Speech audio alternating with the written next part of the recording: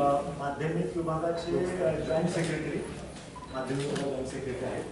ते माध्यमिक आणखी कनिष्ठ महाविद्यालय आणखी प्रायव्हेट स्कूल्स आणि आश्रमशाळा आमचे हे मेन सेक्रेटरी ऑडिट आपल्या सगळ्या गावामध्ये ऑडिटचं पण एक विंग आहे आणि स्वतंत्र जॉईंट सेक्रेटरी अशा पद्धतीचे 3 जॉईंट सेक्रेटरी आहेत. दिलावर मुल्ला साहेब, इस्माईल मुल्ला साहेबांचे चिरंजीव आणखी आपल्या शिक्षण संस्थेचे ते 1995 पासूनचे कायदेशीर सल्ला मानद कायदेशीर सल्लागार. तुम्ही पण वकिली करता साताऱ्यामध्ये 50 वर्ष आपल्याला जर 5 विभाग आहेत आमचे. 5 विभागाच्या मध्य विभागाचे इन्स्पेक्टर आहेत म्हणजे माध्यमिक शिक्षण विभाग सातारा आणि सोलापूर या दोन्हीचे मध्ये आणखी आमचे काका भगीरथ शिंदे काका ॲडव्होकेट आहेत.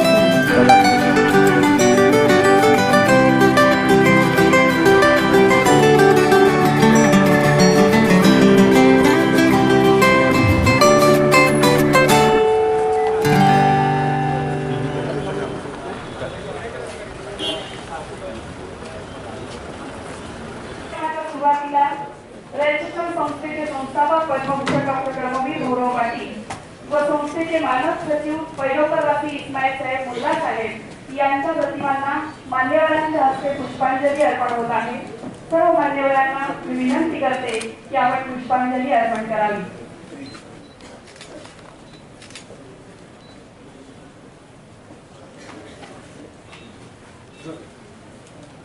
संस्थेचे संस्थापक पद्मभूषण डॉक्टर कर्मवीर गौरव पाटील, संस्थेचे मानद सचिव पैगंबरवासी इस्माईल साहेब मुल्ला साहेब यांच्या प्रतिमांना मान्यवरांच्या हस्ते पुष्पांजली अर्पण. अण्णा त्या परिषदेला हजर होते. अण्णांचे पहिले दर्शन तेव्हाच इस्माईल साहेबांना घडले. त्याच वर्षी अण्णांनी काळे येथे सुरू केलेल्या वसतिगृहात इस्माईल साहेब दाखल झाले. 1923 साली ते व्हर्नाक्युलर फायनल परीक्षेत सातारा केंद्रात बसले व पुणे विभागात पहिले आले. पुढे अण्णांनी त्यांना सातारला आणले. प्रतापशाह हायस्कूलमध्ये नाव घातले आणि धनिनीच्या बागेत असलेल्या बोर्डिंगमध्ये ठेवले. अण्णांच्या मायेची ऊब त्यांना मिळाली. 1928 साली ते मॅट्रिकची परीक्षा उत्तीर्ण झाली आणि पुढील महाविद्यालयीन शिक्षणासाठी पुण्यात फर्ग्युसन कॉलेजमध्ये दाखल झाले. खडतर ज्ञान साधना करून इतिहास व अर्थशास्त्र हे विषय घेऊन 1933 मध्ये ते BA झाले. परिस्थितीशी झगडत स्वावलंबनाने शिक्षण पूर्ण करून 1937 मध्ये लॉ कॉलेज पुणे येथून LLB पदवी संपादन केली. 1938 साली त्यांनी सातारा येथे वकिली सुरू केली. 1938 सालीच व्हॉलंटरी शाळा काढण्यास प्रारंभ झाला. प्राथमिक शिक्षण समिती निर्माण झाली. सदर समितीचे चेअरमन म्हणून मुल्लासाहेब विनावेतन काम पाहू लागले. सेकंडरी स्कूल निघाल्यावर त्याचेही काम त्यांना करावे लागले. इसवी सन 1951 मध्ये रयत शिक्षण संस्थेचे मानद सचिव झाले. तेव्हापासून 1973 पर्यंत म्हणजे त्यांचे निधन झाले त्या समयापर्यंत मानद सचिव म्हणून मुल्लासाहेब काम करीत होते. दिवसभर कोर्टात वकिली करून आल्यानंतर विश्रांती न घेता ते संस्थेच्या कार्यालयात येत आवश्यकतेनुसार रोज 2 ते 4 तास संस्थेचे कामकाज पाहत असत. संस्थेचे कामकाज करण्यास त्यांना समाधान वाटे. जोपर्यंत विनावेतन काम करण्यास माझे मन तयार आहे तोपर्यंत मी संस्थेचे काम करीन. संस्थेचे काम म्हणजे आईचे काम. संस्थेला आपल्या हातून पैशाच्या रूपाने सरळ मदत होत नाही म्हणून तिच्या उपकाराची फेड करण्यास आपले आयुष्य जावे असे ते म्हणत. संस्थेचे मानद सचिव असणारी ही व्यक्ती इतकी साधी, नम्र आणि पापगुरू कशी याचे कुतूहल वाटत असे. मुल्ला साहेबांनी आपला वकिलीचा व्यवसाय सांभाळून रयत शिक्षण संस्थेचे मानद सचिव म्हणून सुमारे 25 वर्ष सेवा केली. कर्मवीर अण्णांच्या महानिर्वाणानंतर संस्थेच्या बिकट परिस्थितीत मुल्ला साहेबांनी मानद सचिव म्हणून जी कामगिरी बजावली ती संस्थेच्या इतिहासात खरोखर अजून चिरस्मरणीय अशीच आहे. कर्मवीर अण्णा सौ लक्ष्मीबाई पाटील यांनी घालून दिलेला त्यागाचा महान आदर्श आपल्या त्यागी वर्तणुकीने त्यांनी सर्वांसमोर ठेवला. मुल्ला साहेबांनी घालून दिलेल्या निरालस निरपेक्ष सेवेचा आदर्श आजही सर्वांना मार्गदर्शक व प्रेरणादायी ठरणार असा. या पैबंगरवासी इस्माईल साहेब मुल्ला यांच्या नावाने जीवनगौरव पुरस्कार वितरण समारंभ आज आपण यासाठी या ठिकाणी जमलेलो आहोत. या जीवनगौरव आणि माझे वडील यांच्या 50व्या पुण्यतिथी निमित्तानं आपण आज इस्माईल साहेब मुल्ला जीवन गौरव पुरस्काराचा कार्यक्रम आयोजित केलेला आहे. या कार्यक्रमाचे अध्यक्ष माननीय नामदार दिलीप पोळसे साहेब, सहकार मंत्री महाराष्ट्र राज्य, तसेच त्यांच्या हस्ते हा पुरस्कार देणार आहे ते माननीय नामदार श्री चंद्रकांत दादा पाटील, उच्च व तंत्र शिक्षण मंत्री, आणि ज्यांना आपण संस्थेसाठी इस्माईल साहेब मुल्ला जीवन गौरव पुरस्कार देणार आहोत ते माननीय ॲडव्होकेट आशुतोष कुंभकोणी, माजी ॲडव्होकेट जनरल ऑफ महाराष्ट्र, आणि त्यांच्या सुविद्य पत्नी सौ कुंभकोणी वहिनी साहेब. त्याचप्रमाणे या कार्यक्रमाचे प्रमुख पाहुणे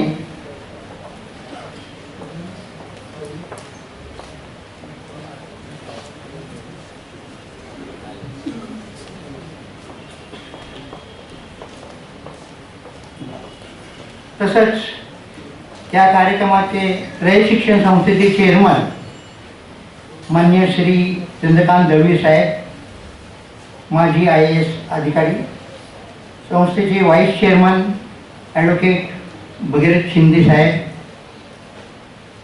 संस्थेचे संघटक माननीय डॉक्टर अनिल पाटील, संस्थेचे सचिव माननीय श्री विकास देशमुख साहेब, माजी IAS अधिकारी, मस्के सर, सहसचिव उच्च शिक्षण, सहसचिव माननीय BN पवार सर, तसेच या कार्यक्रमास आवर्जून उपस्थित राहिलेले माजी रयत शिक्षण संस्थेचे माजी सेक्रेटरी जी जाधव सर आणि भुटे सर, तसेच माननीय डॉक्टर श्री मोहन अप्पासाहेब पाटील, आमचे सर्व नातेवाईक, पत्रकार आणि व्यासपीठासमोर उपस्थित असलेले सर्व रयत सेवक मित्रमंडळी. पद्मभूषण कर्मवीर भाऊराव पाटील यांनी 1919 साली स्थापन केलेली आशिया खंडातील सर्वात मोठी शिक्षण संस्था म्हणजे रयत शिक्षण संस्था, ज्यांनी 100 वर्षांपेक्षाही जास्त काळ आज शिक्षण देण्याचं काम चालू केलेलं आहे. त्या शिक्षण संस्थेचं आता विस्तार बघितला तर हा वटवृक्ष इतका बहरलेला आहे. माननीय नामदार चंद्रकांत दळवी साहेब यांच्यासमोर आणि माननीय वळसे पाटील साहेब यांच्यासमोर रयत शिक्षण संस्थेचा सर्व चित्रपट आत्ताच आम्ही बघितलेला आहे. त्याची पुनरावृत्ती न करता रयत शिक्षण संस्थेचं जे स्वप्न कर्मवीर भाऊराव पाटलांनी बाळगलेलं होतं त्या स्वप्नाची पूर्तता अलीकडे 2-3 वर्षामध्ये होऊन कर्मवीर विद्यापीठ रयत शिक्षण संस्थेचं स्थापन झालेलं आहे. आणि ही सगळ्यात मोठी अचिव्हमेंट या रयत शिक्षण संस्थेची मानावी लागेल. या काळामध्ये ज्यावेळेला शिक्षण हा फक्त ठराविक लोकांचाच घेण्याचा विषय होता त्यावेळेला बहुजन समाजासाठी शिक्षण देण्यासाठी कर्मवीर अण्णांनी जे व्रत स्थापन घेतलं त्या शैक्षणिक प्रसाराचं कार्य त्यांच्या हयातीत विलक्षण वेगानं वाढत गेलं. आणि त्याचं एक विशेष आणि महत्त्वाचं कारण म्हणजे की त्यांच्या तत्त्वज्ञानावर, त्यांच्याबरोबर त्यांच्या वेळेला शिक्षण घेतलेले, कर्मवीर अण्णांवर श्रद्धा असलेले आणि त्यांच्या शैक्षणिक कार्याला आजन्म वाहून घेणारे त्यांचे शिष्य होते. ज्या काळात शिक्षणाची दारे सदैव बंद होती काही लोकांना, त्यावेळेला कर्मवीर अण्णांनी काही लोक गोरगरीब लोकांना खेडेपाड्यातून अक्षरशः खांद्यावरून आणलं आणि त्यांना वाढवलं, शिक्षण दिलं, वसतिगृहात आणलं आणि त्यांना मोठं केलं. हे जे कार्य जे अण्णांनी केलं त्यामध्ये ह्या कार्याचं या लोकांनी, विद्यार्थ्यांनी पाहिलेलं आहे की त्यांनी अण्णांनी आपल्यासाठी किती कष्ट घेतलेले आहे. आणि म्हणून त्याची उतराई होण्यासाठी त्यांच्या काही शिष्यांनी आपण या संस्थेचं आजन्म सेवा करायची असं ठरवलं. आणि त्यामुळं या 18 बगड जातीच्या वसतिगृहामध्ये सर्व प्रकारची विद्यार्थी शिक्षण घेत होते. त्यामध्ये महार, माल, मुसलमान, तांबाळ वगैरे सगळे होते आणि यांना शिक्षण मिळणं अशक्य होतं. आणि हे ज्यावेळेला महात्मा गांधींनी या वसतिगृहात येऊन पाहिलं त्यावेळेला त्यांनी सांगितलं की मी जे साबरमती आश्रमात करू शकलो नाही ते तुम्ही या वसतिगृहात करून दाखवलेलं आहे. या 18 बगड जातीच्या विद्यार्थ्यांना शिक्षण द्यायचं. या कर्मवीरांच्या या पवित्र शैक्षणिक कार्याला आजन्म वाहून घेणाऱ्या विद्यार्थ्यांपैकी, शिष्यापैकी पहिले विद्यार्थी होते की माझे वडील इस्माईल साहेब मुल्ला. आणि त्यांच्याबरोबर अप्पासाहेब पाटील होते, रामभाऊ नलवडे होते, BN नलवडे होते, मखदूम सर होते, AD अतार होते, महमद टोपे होते, अप्पालाल शेख होते, थोर शिक्षण तज्ञ माननीय डॉक्टर ND पाटील साहेब हेही होते. आणि या असंख्य त्यागी कार्यकर्त्यांच्या त्यागानं या रयत संस्थेची वाढ आजपर्यंत झालेली आहे. खरे तर मुल्लासाहेबांना कर्मवीरांची भेट ही त्यांच्या आयुष्यातल्या किंवा जीवनाला कलाटणी देणारा एक क्षण होता. कर्मवीरांनी आपल्याला शिक्षण दिलं, वाढवलं. लक्ष्मीबाई वहिनींनी त्यांना मायेची ऊब दिली. ह्या सर्व गोष्टी ज्यावेळेला यांनी पाहिल्या त्यावेळेला त्यांनी असं ठरवलं की रयत शिक्षण संस्थेचं आणि अण्णांचे आपल्याला न फिटणारे उपकार आहेत. आणि त्यासाठी मग त्यांनी आजन्म 1935 ते त्यांच्या जीवनाच्या अंतापर्यंत म्हणजे 1973 पर्यंत अखेरच्या जीवनाच्या अखेरच्या चौथ्यापर्यंत त्यांनी संस्थेचं काम निस्वार्थी, निरपेक्ष बुद्धीने आणि निष्प्रभ भावनेने त्यांनी केलं. 1947 ते 49 या काळामध्ये ते उपाध्यक्ष होते संस्थेचे. मॅनेजिंग काउन्सिलचे ते कायमचे सदस्य होते. आणि हे एकमेव होते मुल्लासाहेब की जी मॅनेजिंग काउन्सिलचे सुरुवातीपासून शेवटपर्यंत ते मॅनेजिंग काउन्सिलचे सदस्य होते. त्यांनी ऑनररी सेक्रेटरी म्हणून 1951 पासून 17 डिसेंबर 1973 पर्यंत म्हणजे त्यांच्या अखेरच्या श्वासापर्यंत रयत शिक्षण संस्थेची त्यांनी हे कार्य केले. पण ऑनररी सेक्रेटरी या उच्च पदावर असताना या अधिकाऱ्यांनी आपले अधिकार काही कुणावर गाजवले नाही. म्हणून त्याचा स्वतःसाठी किंवा स्वतःच्या कुटुंबासाठी कधीही उपयोग केला नाही.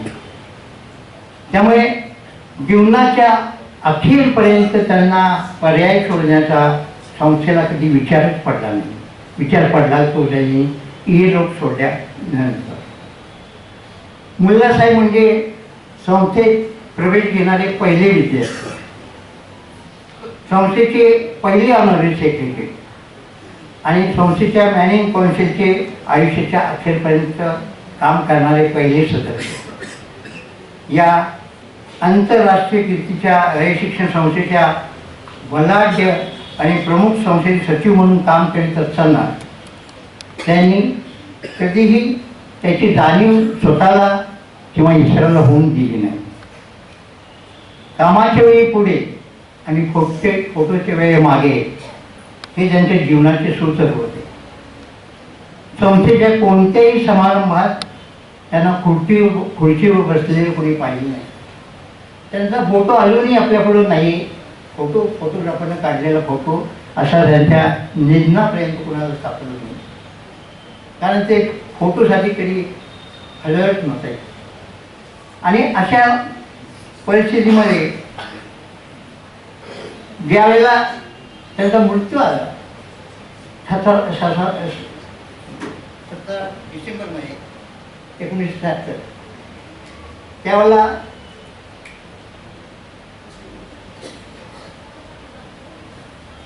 त्यांनी संस्थेची गाडी स्वतःसाठी कधी वापरली नाही. संस्थेच्या कामासाठी फक्त वापरली. आणि म्हणजे मृत्यूच्या वेळेला देखील संस्थेच्या इतक्या गाड्या होत्या, पण 17 डिसेंबरला सातारा शहरात कर्फ्यू होता आणि त्या कर्फ्यूमुळं इकडून म्हणजे कुणी जाऊ शकत नव्हतं. तेव्हा आमचे शेजारची शर्मापेठीतली डॉक्टर आराख्यांची गाडी होती, त्यातून त्यांना आरेंगल हॉस्पिटलमध्ये नेलं आणि तिथंच तिथं निधन झालं. म्हणजे नीतीला सुद्धा हे मान्य होतं की त्यांनी संस्थेची गाडी स्वतःच्या कामासाठी वापरू नये, हे त्यातलं सांगण्याचा उद्देश. तर संस्थेनं मुल्ला साहेबांनी आता ते सांगण्याचं इतकं मोठं काम आहे की ते सांगणं थोडक्यात शक्य नाही. आणि दळवी साहेब मला परवानगी देणार नाही, त्यामुळे त्यांनी दिलेल्या मुक्तीमध्ये मी आपलं माझं म्हणणं थोडक्यात मांडतो की मुल्ला साहेबांनी जे काम निस्वार्थी भावनेनं निरपेक्ष भावनेनं जे केलं त्याची संस्थेने देखील उतराई होण्याचं सर्वतोपरी प्रयत्न केला. आणि त्याचं पहिलं उदाहरण म्हणजे की संस्थेचं महाराष्ट्रातील पहिलं विधी महाविद्यालय की ज्याला इस्माईल साहेब मुल्ला गावकरी हे नामाविधान केलं ते पहिलं. त्याचप्रमाणे त्यांनी जे जीवन जगले त्या जीवनाचं शब्दरूप करण्याचं, त्याला ग्रंथरूप करण्याचं काम जे केलं तर ते रयत शिक्षण संस्थेनं समितीच्या रूपाने केलं. आणि तिसरं जे आजचा आपण कार्यक्रम करतो ते म्हणजे की त्यांच्या पुण्यतिथीच्या दिवशी त्यांच्या नावाने इस्माईल साहेब मुल्ला जीवन गौरव पुरस्कार देण्याचं आणि त्यांचा गौरव करण्याचा पायंडा आपण 2004 पासून आखला. सुरुवातीला या पुरस्काराचं स्वरूप होतं ते 5,000 रुपये, शाल, मानपत्र असं होतं. आमचे तत्कालीन चेअरमन आजचे संघटक माननीय डॉक्टर अनिल पाटील साहेब यांनी याच कार्यक्रमामध्ये त्यावेळेला 2015 साली या पुरस्काराचं स्वरूप बदलून त्यांनी 25,000 रुपये केलं. आणि मला सांगण्याचा अत्यंत आनंद होतो की या संस्थेचे तडफदार चेअरमन, निष्पृह चेअरमन, त्यांनी मात्र या वेळेला या कार्यक्रमाचं जे पुरस्काराचं स्वरूप आहे ते 1,00,000 रुपये केलं. त्याला डॉक्टर अनिल पाटील साहेबांनी त्याच वेळेला माझ्यासमोर संमती दिली. अशा या काम करीत असताना आपण प्रत्येक वेळेला ही समिती ठरवते की कुणाला पुरस्कार द्यायचा. या पुरस्कार देताना पहिले मानकरी आपल्याला माहिती असावेत म्हणून सांगतो की डॉक्टर एम बी पाटील हे त्या पुरस्काराचे 2004चे पहिले मानकरी. 2005 साली अण्णांचे सुपुत्र आप्पासाहेब पाटील हे दुसरे मानकरी होते आणि त्यानंतर बरेच होते. पण आता सांगण्याचा फक्त एकच मी सांगू शकतो की या कार्यक्रमाचे अध्यक्ष माननीय दिलीप वळसे पाटील साहेब यांना 2021-22 साली माननीय शरदचंद्रजी पवार साहेब यांच्या हस्ते हा पुरस्कार देण्यात आला. आणि मागच्या वर्षी हा पुरस्कार दिलीप भोसले साहेब यांना देण्यात आला. या वर्षीचा पुरस्कार देण्याचं ज्या वेळेला समितीपुढे आलं त्यावेळेला आमच्या चेअरमन साहेबांनी ताबडतोब सांगितलं की दुसरं कुठलं नाव नाही, कुंभकोणी साहेबच या कार्यक्रमाचे आपण त्यांना पुरस्कार देऊ. आणि त्याचबरोबर हा नवीन हे आपण पाहतोय. या कार्यक्रमाचं स्वरूप इतकं मोठं केलं दळवी साहेबांनी आणि त्यामध्ये मग आमचे हे पुरस्कार देण्यासाठी आज आपल्यापुढं आपल्या चंद्रकांत पाटील साहेब हे हजर आहेत, उच्च आणि तंत्र शिक्षण विभागाचे मंत्री, आणि त्याचबरोबर माननीय दिलीप वळसे पाटील साहेब सहकार मंत्री हे देखील हजर आहेत. तर हा पुरस्कार कुंभकोणी साहेबांना देण्याच्यासाठी का आम्ही ठरवलं, त्याचं कारण आहे की यांच्यात हे मूळची सोलापूरचे आणि त्यांच्या तिन्ही पिढ्यामध्ये हे वकिलीचा व्यवसाय. त्यांचे आजोबा वकील, त्यांचे वडील वकील आणि ते स्वतः वकील 1982 साली झाले. 10 वर्ष सोलापूरमध्ये त्यांनी वकिलीचा व्यवसाय फार चांगल्या प्रकारे केला आणि असंख्य लोकांना त्यांनी न्याय दिला. आणि त्यानंतर त्यांना बरेच, मी थोडक्यामध्ये आता कारण वेळ मर्यादा आहे, की वकिली क्षेत्रातील अथक परिश्रमामुळे त्यांचं नावलौकिक वाढतच गेला. सोलापूर जिल्हा आहे त्यांना कमी पडू लागलं आणि त्यामुळे ते मुंबईत आले आणि महाराष्ट्राचे पक्षकारांची वकिली करू लागले. महाराष्ट्र सरकारने त्यांना पहिल्यांदा त्यांचा प्रामाणिकपणा, निष्ठा, परिश्रम आणि याची गांभीर्याने दखल घेऊन फर्स्ट असोसिएट ॲडव्होकेट जनरल म्हणून 2005 मध्ये त्यांची नियुक्ती केली. आणि त्यानंतर 2008 मध्ये ते उच्च न्यायालयाचे न्यायमूर्ती देखील होते. पण माणूस फक्त तत्वनिष्ठ असल्यामुळं त्यांनी काही तात्विक कारणासाठी त्या जागेचा त्यांनी राजीनामा दिला. पुन्हा 2017 मध्ये महाराष्ट्र राज्याचे मुख्यमंत्री माननीय श्री देवेंद्रजी फडणवीस यांच्या सरकारनं आशुतोष कुंभकोणी यांची ॲडव्होकेट जनरल म्हणून पहिल्यांदा निवड केली महाधिवेशनात 2017 मध्ये. पण त्यापेक्षा सगळ्यात महत्त्वाची बाब म्हणजे की जे कुणालाही आत्तापर्यंत अनुभवायला मिळालं नाही की सरकार बदललं म्हणजे कायद्याने आपलं नियमानं संकेत आहे असा की ॲडव्होकेट जनरलनी राजीनामा द्यायचा. त्यांच्या बाबतीमध्ये उल्लेखनीय बाब म्हणजे राज्याची सत्ता पालटल्यानंतर देखील कुंभकोणी सरांनी यांची निवड अखंडपणे तिन्ही सरकारमध्ये राहील. हे एकमेव उदाहरण आहे. महाराष्ट्र राज्याचे मुख्यमंत्री देवेंद्र फडणवीस यांच्यानंतर उद्धव ठाकरे यांचं सरकार आलं आणि मुख्यमंत्रीपदाचा त्यांनी कार्यभार घेतल्यावर आशुतोष कुंभकोणी यांनी राजीनामा दिला नियमाप्रमाणे, पण तो नियमाने त्यांनी स्वीकारला नाही.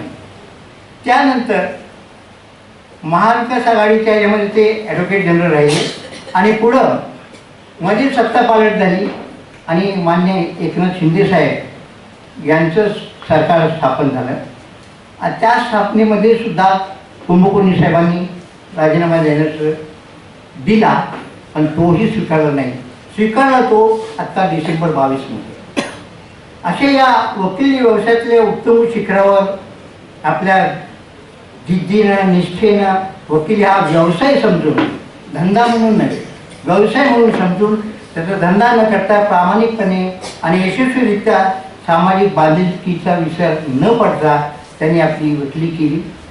आणि त्यामुळं रयत शिक्षण संस्थेने देखील आणि आमच्या चेअरमन साहेबांनी देखील हे ठरवलं की यांनाच हा पुरस्कार द्यायचा आणि त्याप्रमाणे आज आपण हा पुरस्कार त्यांना देत आहोत. सदरचा हा पुरस्कार एवढ्या तोलामोलाचा आणि इतक्या मोठ्या व्यक्तीला देताना महाराष्ट्र राज्याचे उच्च तंत्र शिक्षण मंत्री माननीय चंद्रकांत दादा पाटील आपल्यात आहेत. त्यांच्या उपस्थितीत, त्यांच्या हस्ते आणि माननीय दिलीप वळसे पाटील सहकार मंत्री यांच्या अध्यक्षतेखाली हा ते प्रमुख पाहुणे म्हणून उपस्थित असताना हे कार्यक्रम, तसेच चंद्रकांत दळवी साहेब चेअरमन रयत शिक्षण संस्था यांच्या विशेष प्रयत्नानं संपन्न होत आहे. त्यामुळं आम्हाला सर्वांना आनंद होत आहे.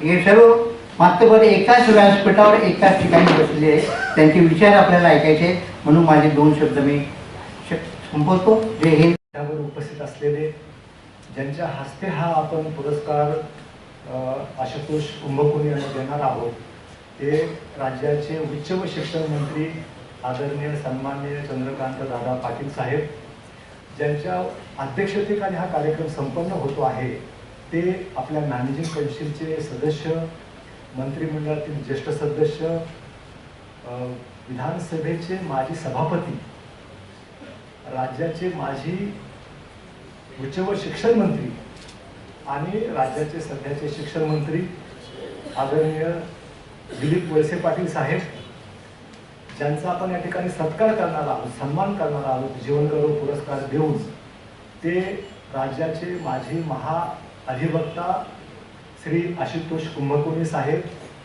सौ आशुतोष कुंभकोणी मॅडम, या कार्यक्रमासाठी व्यासपीठावर उपस्थित असलेले आपल्या रयत शिक्षण संस्थेचे संघटक Shri Anil Patil saheb, vice chairman advocate Bhagirath Shinde saheb, आता आपल्याला ज्यांनी मार्गदर्शन केलं, आणि इस्माईल मुल्ला साहेबांचे चिरंजीव ॲडव्होकेट दिलावर मुल्ला साहेब, जे आपल्या रयत शिक्षण संस्थेचे मानद सल्लागार सुद्धा आहेत, कायदा सल्लागार सुद्धा आहेत. त्याचप्रमाणे रयत शिक्षण संस्थेचे अतिशय मनापासून इन्व्हॉल्व होऊन रयत शिक्षण संस्थेचे सचिव म्हणून काम करत आहेत माझे मित्र सहकारी सुद्धा विकास देशमुख साहेब. त्याचप्रमाणे आमच्या रयत शिक्षण संस्थेचे, आपल्या रयत शिक्षण संस्थेचे सहसचिव उच्च शिक्षण श्री मस्केजी, त्याचप्रमाणे उच्च शिक्षण त्याचप्रमाणे सहसचिव माध्यमिक श्री बी एन पवारजी, आणखी जॉईंट सेक्रेटरी ऑडिट श्री मेन कुदळेजी, त्याचप्रमाणे समोर बसलेले आपण सर्व या कार्यक्रमामध्ये सहभागी झालेले सर्व प्राचार्य, अध्यापक वर्ग, शिक्षकेतर वर्ग, विद्यार्थी, साताऱ्यामधील आणखी रयत शिक्षण संस्थेवर प्रेम करणारे सर्व ग्रामस्थ, शहरवासीय, जनरल बॉडीचे सदस्य, मॅनेजिंग कौन्सिलचे माझे सदस्य, सर्वांचंच मी या ठिकाणी मनापासून स्वागत करतो. आणि या कार्यक्रमासाठी आपण सर्वांनी इतक्या मोठ्या प्रमाणात उपस्थिती दाखवली त्याच्याबद्दल सुद्धा मी आपणा सर्वांना धन्यवाद देतो. रयत शिक्षण संस्था, तिचं कार्य, तिचं महत्त्व, चेअरमन म्हणून आता मी वेगळ्याने या ठिकाणी व्यासपीठावर सांगण्याची गरजच नाही. अण्णांच्याबद्दल वेगळ्याने या ठिकाणी सांगण्याची गरजच नाही. नेहमीच बोलणारा चेअरमन असतो, नेहमीच बोलणारे सचिव असतात. आपल्याला ऐकायचं आहे ते पाहुण्यांना ऐकायचं आहे, आणि म्हणून मी अधिकाधिक वेळ त्यांना देण्यासाठी म्हणून मी एकच गोष्ट या ठिकाणी सांगू इच्छितो की चंद्रकांत दादा ना जेव्हा वळसे पाटील साहेबांनी फोन केला की निवड प्रक्रियेमध्ये जेव्हा मी ॲडव्होकेट आशुतोष कुंभकोणी साहेबांचं नाव निश्चित केलं, मी आपल्याला सांगू इच्छितो की सर्वांनी या नावाला फार मनापासून पसंती दिली, दाद दिली, हे कुंभकोणीच्या बाबतीला मी सांगू इच्छितो. आणि मग जेव्हा या कार्यक्रमासाठी निमंत्रण कुणाला द्यायचं, कुणाच्या हस्ते हा कार्यक्रम करायचा, आतापर्यंतची प्रथा होती की आम्ही संस्थेच्या अंतर्गत हा कार्यक्रम केला जायचा, पण इस्माईल मुल्ला साहेबांच्या नावानं दिलेला जीवनगौरव पुरस्कार दोनच संस्थेमध्ये दिले जातात, एक कर्मवीर अण्णांच्या नावानं आणि एक इस्माईल मुल्ला साहेबांच्या नावानं. आणि म्हणजे दोन्ही कार्यक्रम त्या पुरस्काराच्या नावाचे तोलामोलाचे असायला पाहिजेत, ही पहिली भूमिका. आणि त्यासाठी मग उच्चतम अशा प्रकारचे जर का व्यक्ती या ठिकाणी जर का पुरस्कार प्रदान करण्यासाठी लाभली तर पुरस्काराचंही महत्त्व वाढतं आणि ज्यांना पुरस्कार दिला जाणार आहे त्यांनाही समाधान होतं. आणि त्या उद्देशाने आपण विनंती केली, जेव्हा हा विषय मी वळसे पाटील साहेबांच्याकडे काढला आणि चर्चा केली तर वळसे पाटील साहेबांनी पहिला फोन लावला चंद्रकांत दादांना. दादा आपल्याला फोन आला तेव्हा मी साहेबांच्या बरोबरच होतो, साहेबांच्या बरोबर होतो, आपण पण पटकन त्याला संमती दिली. आणि मग वळसे पाटील साहेबांना म्हणले की आता अध्यक्ष कोण, तुम्हालाच अध्यक्ष व्हावं लागेल. आणि त्यांनी तिघांची एकाच फोनवर तिघांची पण वेळ ठरवली, तारीख ठरवली. फक्त 17 डिसेंबरच्या ऐवजी आम्हाला हा कार्यक्रम 30 डिसेंबरला करावा लागला, एवढाच फक्त फरक पडला. कारण आम्ही 17 डिसेंबरला इस्माईल मुल्ला साहेबांच्या जयंतीच्या दिवशी आम्ही सर्वजणांनी त्या ठिकाणी कब्रस्थानामध्ये जाऊन मुल्ला साहेबांच्या समाधीचं दर्शन घेतलं, त्या ठिकाणी पुष्पचक्र सुद्धा अर्पण केलं. त्यामुळं त्या दिवशी हा कार्यक्रम छोटेखानी संपन्न केला, पण पुरस्काराचा कार्यक्रम आज संपन्न होतो आहे आणि यासाठी चंद्रकांत दादा आणि वळसे पाटील साहेब या कार्यक्रमाला आलेले आहेत. त्याचा अतिशय मनापासून आनंद आम्हाला सगळ्यांना झालेला आहे. आणि दोन गोष्टी या ठिकाणी सांगू इच्छितो की काही अनेक योगायोग या व्यासपीठावर आहेत. पहिली गोष्ट अशी की दिलीप वळसे पाटील साहेब हे 5 वर्ष ह्या राज्याचे उच्च व शिक्षण मंत्री होते. त्यांच्या कालावधीमध्ये अनेक नवीन नवीन उपक्रम केले गेले हे आपल्या सगळ्यांना सर्वश्रुत आहोत, कारण आपण रयत शिक्षण संस्थेची मंडळी आहोत.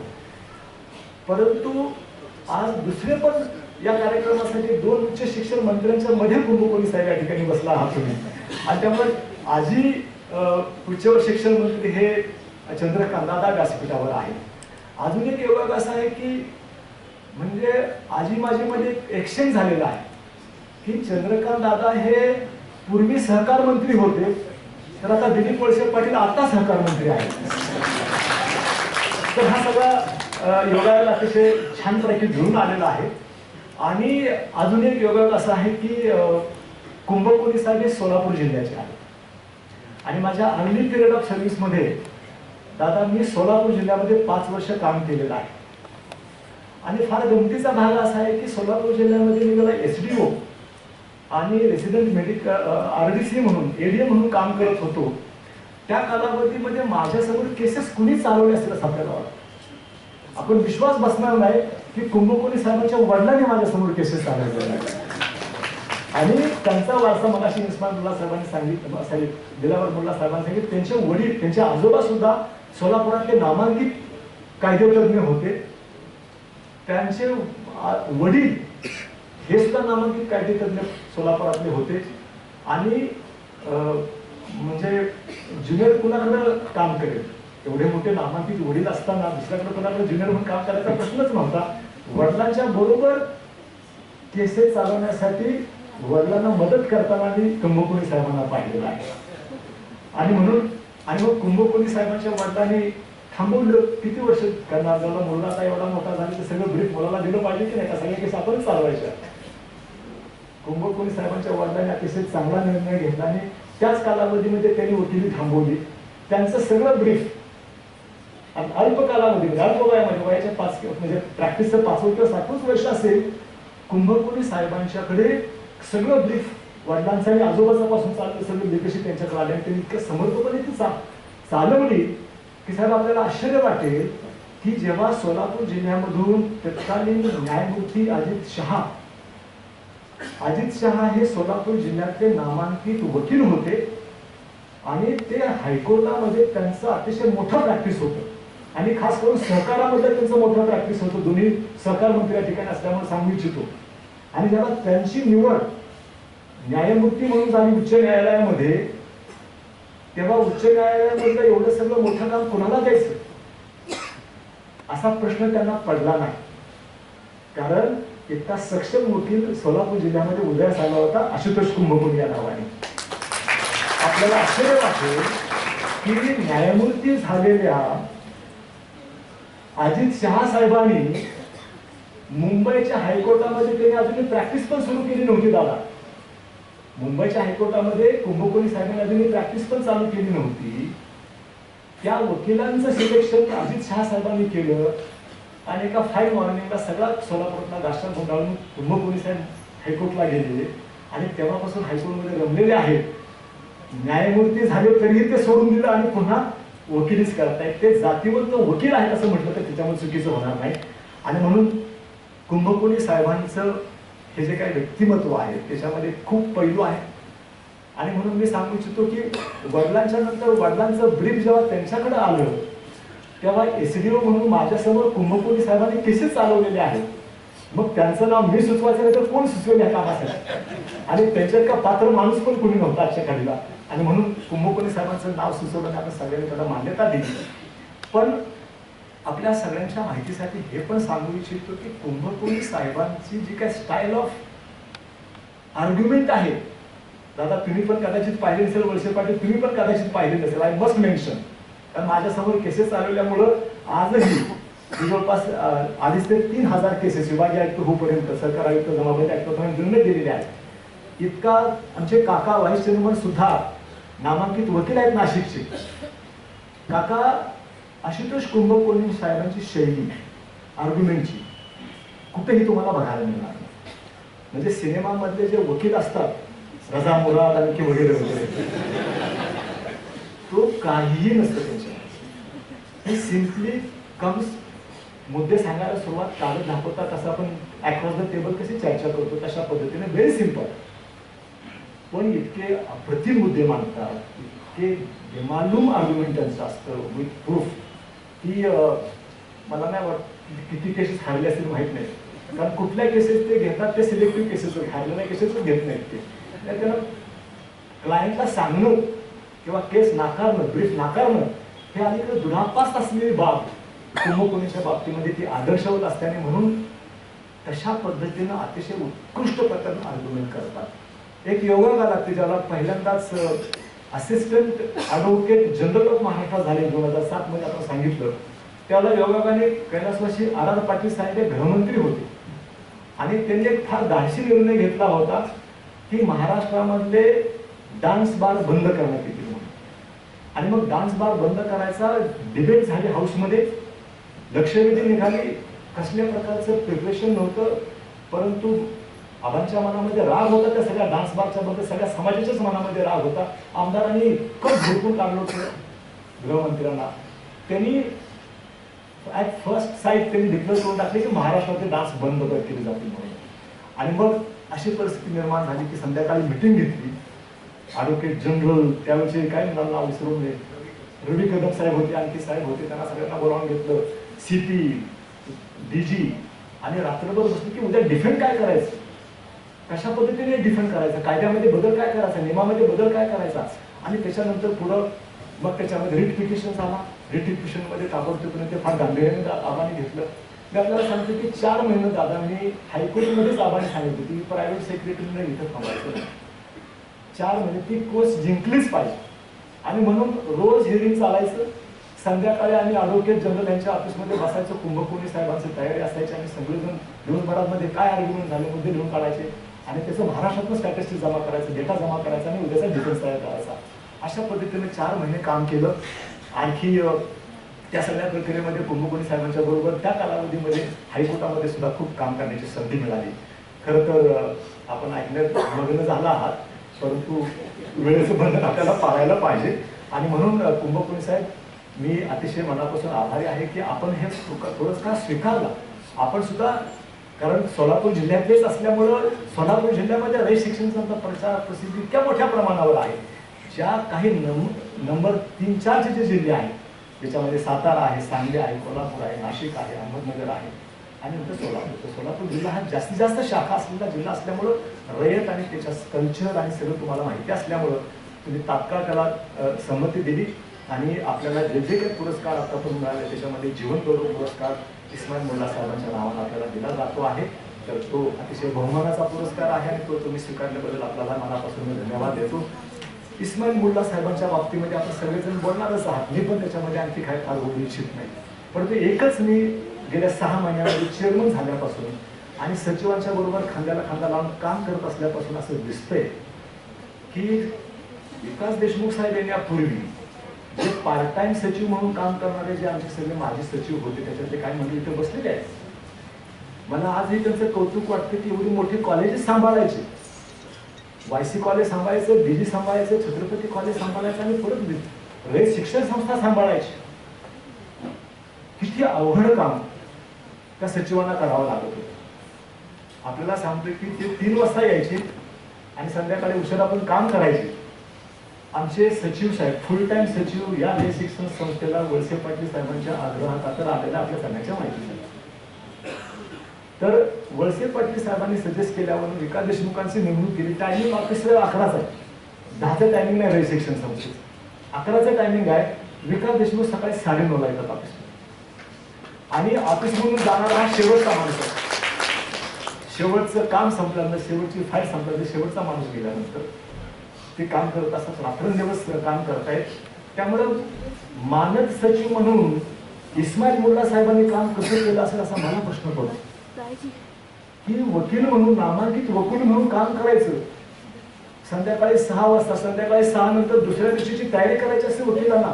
नामांकित होणं एवढं सोपं नसतं, रात्रंदिवस त्याच्यामध्येच इन्व्हॉल्व असतं. मग संध्याकाळी 6 वाजता आपल्या ऑफिसमध्ये जाऊन उद्याच्या पेशीची तयारी करण्याच्या ऐवजी 6 वाजता यायचं आणि रात्री 10 वाजेपर्यंत 11 वाजेपर्यंत संस्थेचं काम करायचं, अण्णांच्या बरोबरीनं काम करायचं. फार मोठं आव्हानात्मक काम इस्माईल मुल्ला साहेब करत होते. ते कसे करत होते आजही मला प्रश्न पडतो. जसं विकास देशमुखांच्याकडे पाहिल्यानंतर प्रश्न पडतो की पूर्वीच्या सचिवांनी कसं हे सगळं सांभाळलं असेल. त्याच्या पाठीमागे जो विचार करतो त्याला मानद सचिव म्हणून काहीही पगार न घेता कमिटमेंट काय असू शकते, एखादी दिलेला शब्द पाळायचा म्हणजे काय असतं, त्याच्या बाबतीमध्ये जर का पुन्हा बघायचं असलं तर अनेक रत्न या रयत शिक्षण संस्थेमध्ये पाहायला मिळतील. त्याच्यामध्ये उच्च रत्न म्हणून इस्माईल मुल्ला साहेबांचं नाव घेतो तो चुकीचं होणार नाही. आणि त्यांच्या नावानं हा पुरस्कार देऊन रयत शिक्षण संस्थेने त्यांच्या कार्याची अतिशय उत्तम अशी दखल घेतली. त्याच्याबद्दल रयत शिक्षण संस्था तत्कालीन सर्व आधीचे अध्यक्ष शरद पवार साहेब, त्याचप्रमाणे त्यावेळेस नागरिक सगळ्यांना मनापासून धन्यवाद दिले पाहिजेत. आजचा कार्यक्रम संपन्न होत असताना माननीय अध्यक्ष शरद पवार साहेबांच्या मार्गदर्शनाखाली आम्ही सर्वजण काम करतो आहोत. म्हटलं तर 3च दिवस देतात ते, परंतु त्यांचा प्रेझेन्स 24/7 असतो. हे तुम्हाला मला सांगण्याची काही वेगळी गरज नाही. आणि म्हणून जेव्हा केव्हा गरज पडते तेव्हा एकच सोल्युशन शरद पवार साहेबांच्याकडे जायचं. अध्यक्षांच्याकडे गेलं की सगळा रयत शिक्षण संस्थेमध्ये महाराष्ट्रामध्ये जेवढे काही बांधलेले गुलेली माणसं आहेत, मग ते जनरल बॉडीचे सदस्य असतील, माजी मॅनेजिंग कौन्सिल सदस्य असतील, आजी सदस्य असतील, सेवक असतील, म्हणजे अनुकंपा तत्वावर नोकरी मिळवण्यासाठी म्हणून सुद्धा बारामतीमध्ये गोविंदबागमध्ये गेलेले आहेत लोक. आणि दिवाळीच्या वेळेला गोविंदबागमधून फोन आलाय की ह्या अनुकंपावाल्याचं काय बघा. ह्याच्यापेक्षा आणखी अध्यक्षांनी काय बघायला पाहिजे एवढ्या मोठ्या संस्थेमध्ये. आणि म्हणून धन्यवाद आपण दिले पाहिजेत त्या अध्यक्ष साहेबांना सुद्धा की इतक्या मोठ्या व्यापातून आपल्यासाठी वेळ देतात. आणि म्हणून या कार्यक्रमामध्ये त्यांचा या ठिकाणी जरूर नामोल्लेख करण्याची गरज होती. मी पुन्हा एक वेळ अजितदादांचं मनापासून या ठिकाणी स्वागत करतो, वळसे पाटील साहेबांचं स्वागत करतो, त्याचप्रमाणे मी आशुतोष कुंभे साहेबांचं स्वागत करतो आणि माझं थोडंसं लांबलेलं भाषण संपवतो. जय हिंद, जय महाराष्ट्र. त्या मानपत्राचं वाचन आपणा सर्वांच्यासाठी या ठिकाणी मी करतो आहे. रयत शिक्षण संस्था सातारा पैगंबरवासी इस्माईल साहेब मुल्ला जीवन गौरव पुरस्कार 2023-24 मानपत्र. प्रति ॲडव्होकेट आशुतोष कुंभकोणी, माजी advocate general of Maharashtra Mumbai, सविनय प्रणाम. भारतीय न्यायव्यवस्था अधिक सक्षम करण्यासाठी अखंड परिश्रम घेणारे ज्येष्ठ विधिज्ञ, सामान्यांच्या न्याय हक्कासाठी लढणारे अग्रणी, महाराष्ट्राचे माजी महाधिवक्ता, महिलांच्या हक्कासाठी रचनात्मक कार्य करणारे निष्ठावंत कार्यकर्ते, राष्ट्रपती पुरस्कार विजेते ॲडव्होकेट आशुतोष कुंभकोणी साहेब यांना सन 2023-24चा पैगंबरवासी इस्माईल साहेब जीवन गौरव पुरस्कार प्रदान करताना आम्हाला विशेष आनंद होत आहे. आदरणीय ॲडव्होकेट आशुतोष कुंभकोणी साहेब सामाजिक बांधिलकीची जाणीव असलेल्या कर्तृत्व संपन्न आणि शालीन कुटुंबात दिनांक 12 जुलै 1959 रोजी आपला जन्म झाला. कुटुंबाकडून मिळालेल्या ज्ञान साधनेच्या वारशाला आपण सर्जनशीलतेची जोड दिली. कायद्याच्या अभ्यासाबरोबरच कला, क्रीडा, साहित्य आणि संगीतामध्येही आपण विशेष रुची दाखवली. कायद्याच्या शिक्षणानंतर महाराष्ट्र आणि गोवा बार काउन्सिलच्या दिवाणी, सहकार आणि महसूल न्यायालयात आपली अंगभूत कौशल्ये, कार्यनिष्ठा, जिद्द आणि चिकाटीच्या बळावर निष्णात कायदेतज्ञ म्हणून आपण नावारूपास आला. महाराष्ट्रातील न्यायालयाच्या पायाभूत सुविधा, शेतकऱ्यांच्या आत्महत्येसारखे गंभीर प्रश्न, पाण्याचे समान वाटप यासारख्या अनेक प्रश्नावर मार्ग शोधण्यासाठी न्यायालयाचा मित्र म्हणून आपली नियुक्ती करण्यात आली. राज्य शासनाचे प्रतिनिधित्व करणाऱ्या वकिलांच्या ए पॅनेलमध्ये आपण अनेक वर्ष कार्यरत आहात ही आपल्या कर्तृत्वाची पोचपावतीच म्हणावी लागेल. महाराष्ट्राचा महाधिवक्ता म्हणून कर्तव्य बजावत असताना नवीन पदग्रहण करणाऱ्या राज्य सरकारने आपला राजीनामा न स्वीकारता त्या पदावर पुन्हा कार्य करण्याची जबाबदारी आपणावर देणे ही एक दुर्मिळ घटना आहे. महाराष्ट्र राज्य विधिमंडळाच्या संयुक्त सभागृहांना संबोधित करून संविधान आणि कायदेविषयक ज्ञानाने आपण सर्वांना थक्क केले आहे. महाराष्ट्र लोकसेवा आयोग, अखिल भारतीय तंत्रशिक्षण संस्था, महाराष्ट्रातील सर्व विद्युत कंपन्या, हाफकिन इन्स्टिट्यूट, विविध महानगरपालिका, मुंबई विद्यापीठ, आरोग्य विद्यापीठ, सिडको, महाराष्ट्र शासनाचे विविध विभाग आणि संचालनालय, अनेक सार्वजनिक संस्था, प्राधिकरणे तसेच कोटा महिंद्र, ICICI बँक यासारख्या नामवंत बँकांचे प्रतिनिधी म्हणूनही आपण आपल्या कर्तृत्वाचा वेगळा ठसा उमटवला आहे, याची विशेषत्वाने नोंद घ्यावी लागेल. उच्च न्यायालयाच्या कामकाजात घटनात्मक आणि प्रशासकीय कायदे, सहकार कायदे, लवाद, शैक्षणिक उपक्रम, महसूल आणि भाडेकरू कायद्यांशी संबंधित नियम, विविध गुन्ह्यांशी संबंधित कायदे, अनेक जनहित याचिका अशा नानाविध विषयावर आपण आपली मते नोंदवली आहेत. त्याचबरोबर महाराष्ट्र आणि गोवा बार काउन्सिलच्या विशेष समितीच्या अध्यक्षपदाची धुराही आपण सांभाळली आहे. भारत स्काउट आणि गाईड चळवळीला विशेष सहाय्य केल्याबद्दल भारताच्या महामहिम राष्ट्रपतींच्या हस्ते सर्वोच्च राष्ट्रीय नागरिक पुरस्कार सिल्वर एलिफंटने आपणास सन्मानित केले आहे. आपल्या या कार्याच्या सन्मानार्थ अनेक संस्थांकडून विविध पुरस्काराने आपणास गौरवले आहे. बहुजन समाजाच्या शैक्षणिक उत्थानासाठी पद्मभूषण डॉक्टर कर्मवीर भाऊराव पाटील यांनी स्थापन केलेल्या आणि आधुनिक महाराष्ट्राच्या जडणघडणीत बहुमोल योगदान देणाऱ्या रयत शिक्षण संस्थेचे निष्ठावंत आणि त्यागी रयत सेवक म्हणजे आदरणीय मुल्लासाहेब हे होत. त्यांनी संस्थेच्या माध्यमातून बहुजन समाजातील सर्वसामान्य विद्यार्थ्यांच्या कल्याणासाठी असामान्य योगदान दिले आहे. अत्यंत निरपेक्ष भावनेने संस्थेची सेवा केली आहे. कायदा आणि न्याय व्यवस्था सर्वसामान्य माणसाच्या हक्काचे रक्षण करण्यासाठी असते या विचाराने ते आयुष्यभर कार्यरत राहिले. मुल्लासाहेब आणि आपली जीवन तत्वे यामध्ये कमालीचे साम्य आहे. ही बाब आम्हा रयत वासियांच्या दृष्टीने अत्यंत आनंददायी अशी आहे. अशा थोर रयत सेवकाच्या नावे दिला जाणारा पैगंबरवासी इस्माईल साहेब मुल्ला जीवन गौरव पुरस्कार आपणास समारंभपूर्वक प्रदान करताना आमच्या अंतःकरणात कृतज्ञता आणि अभिमानाची भावना आहे. आपण या पुरस्काराचा स्वीकार करावा. या पुरस्कारात प्रसिद्ध अत्यंत निष्ठेने आणि श्रद्धेने सेवा करून समाजापुढे त्यागाचा आदर्श उभा केला आहे. त्यांच्या जीवन कार्यातून नव्या पिढीने प्रेरणा घ्यावी यासाठी हा पुरस्कार दरवर्षी प्रदान केला जातो. यावर्षीचा हा पुरस्कार माननीय ॲडव्होकेट आशुतोष कुंभकोणी साहेब यांना आदरणीय चंद्रकांत दादा पाटील साहेब यांच्या हस्ते प्रदान करण्यात येत आहे. संस्थेच्या वतीने सन्मान्य ॲडव्होकेट आशुतोष कुंभकोणी साहेब व सौ अनुजा कुंभकोणी मॅडम यांचे मनपूर्वक अभिनंदन. सन्मान्य कुंभकोणी साहेब माजी advocate general of Maharashtra Mumbai, महिला हक्कांसाठी रचनात्मक कार्य करणारे निष्ठावंत कार्यकर्ते, राष्ट्रपती पुरस्कार विजेते सन्माननीय कुंभकोणी साहेब व सौ कुंभकोणी मॅडम यांचे संस्थेच्या वतीने पुनश्च एकदा मनपूर्वक अभिनंदन.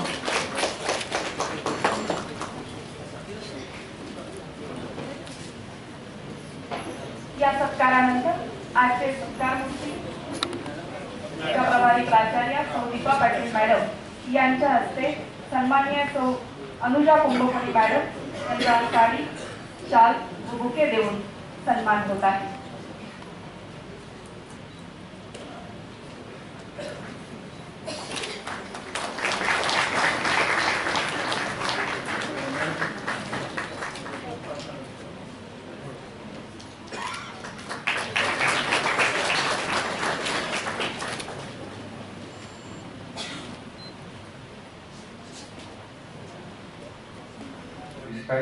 काही तरुण वकीलही असतील.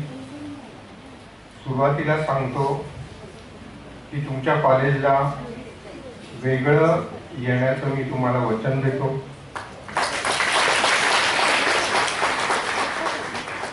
आणि एखाद्या छान कायदेशीर विषयावर आपण गप्पा मारूया.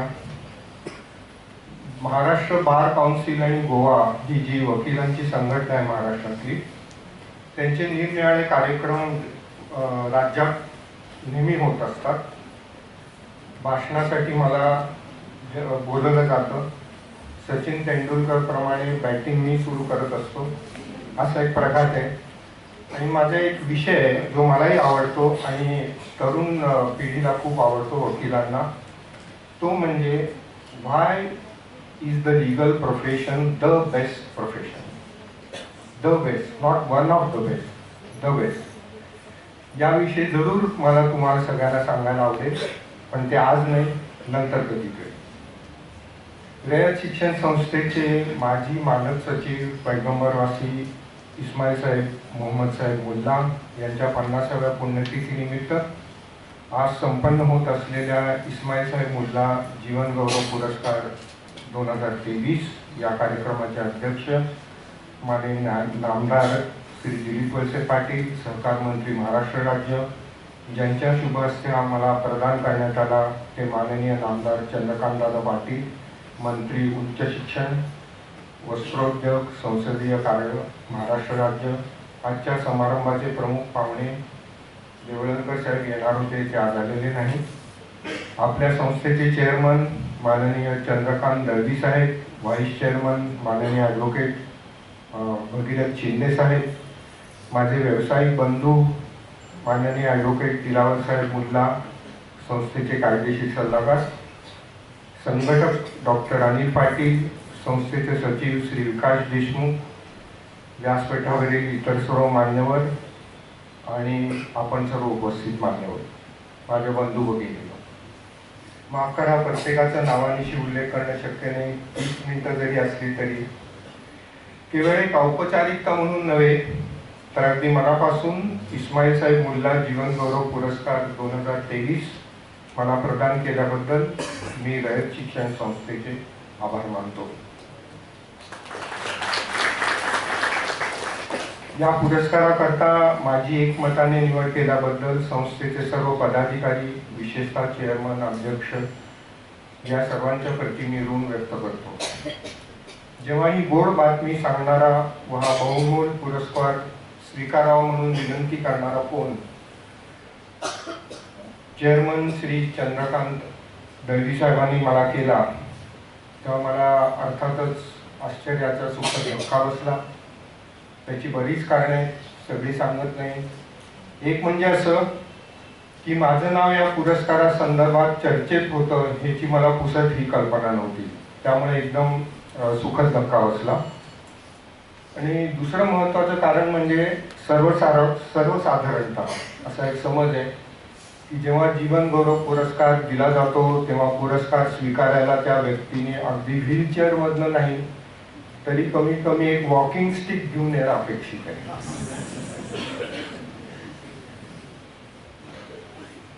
ते नसलं तरी कमीत कमी त्यांच्या क्षेत्रात निवृत्त झालेलं असणं तरी अपेक्षित आहे.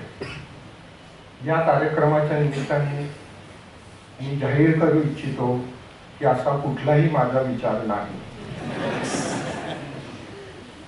1 वर्षापूर्वी साधारण शेवटी माझा राजीनामा सरकारने स्वीकारला. खूप विनंत्या केल्या, ऐकत नव्हते, शेवटी स्वीकारला आणि मी माझी खाजगी वकिली सुरू केली आहे. सध्या ती जोरात चालली आहे आणि पुढेही चालेल आपल्या सर्वांच्या आशीर्वादाने. त्यामुळं निवृत्तीचा विचार अजून माझ्या मनात नाही, हे जाहीरपणे मुख्य करून माझ्या पत्नीला मी सांगतोय. नाही, त्याचं कारणही आहे असं की एक खूप मोठे न्यायाधीश होते सर्वोच्च न्यायालयाचे, ते निवृत्त होणार होते म्हणून त्यांनी एक पार्टी ठेवली. त्या पार्टीमध्ये त्यांच्या मिसेसना त्यावेळी माझ्या आईने म्हटलं की बाई तुझं, त्यांचे मैत्रीचे संबंध होते, की बाई तुझी तक्रार असायची नवरा माझ्या वाट्याला येत नाही, आता काय तुझी चैन आहे, नवरा तुझ्याच वाट्याला आहे. तेव्हा ते अगदी खुश झाले. 6 महिन्यानंतर एका लग्न समारंभात पुन्हा त्यांची भेट झाली.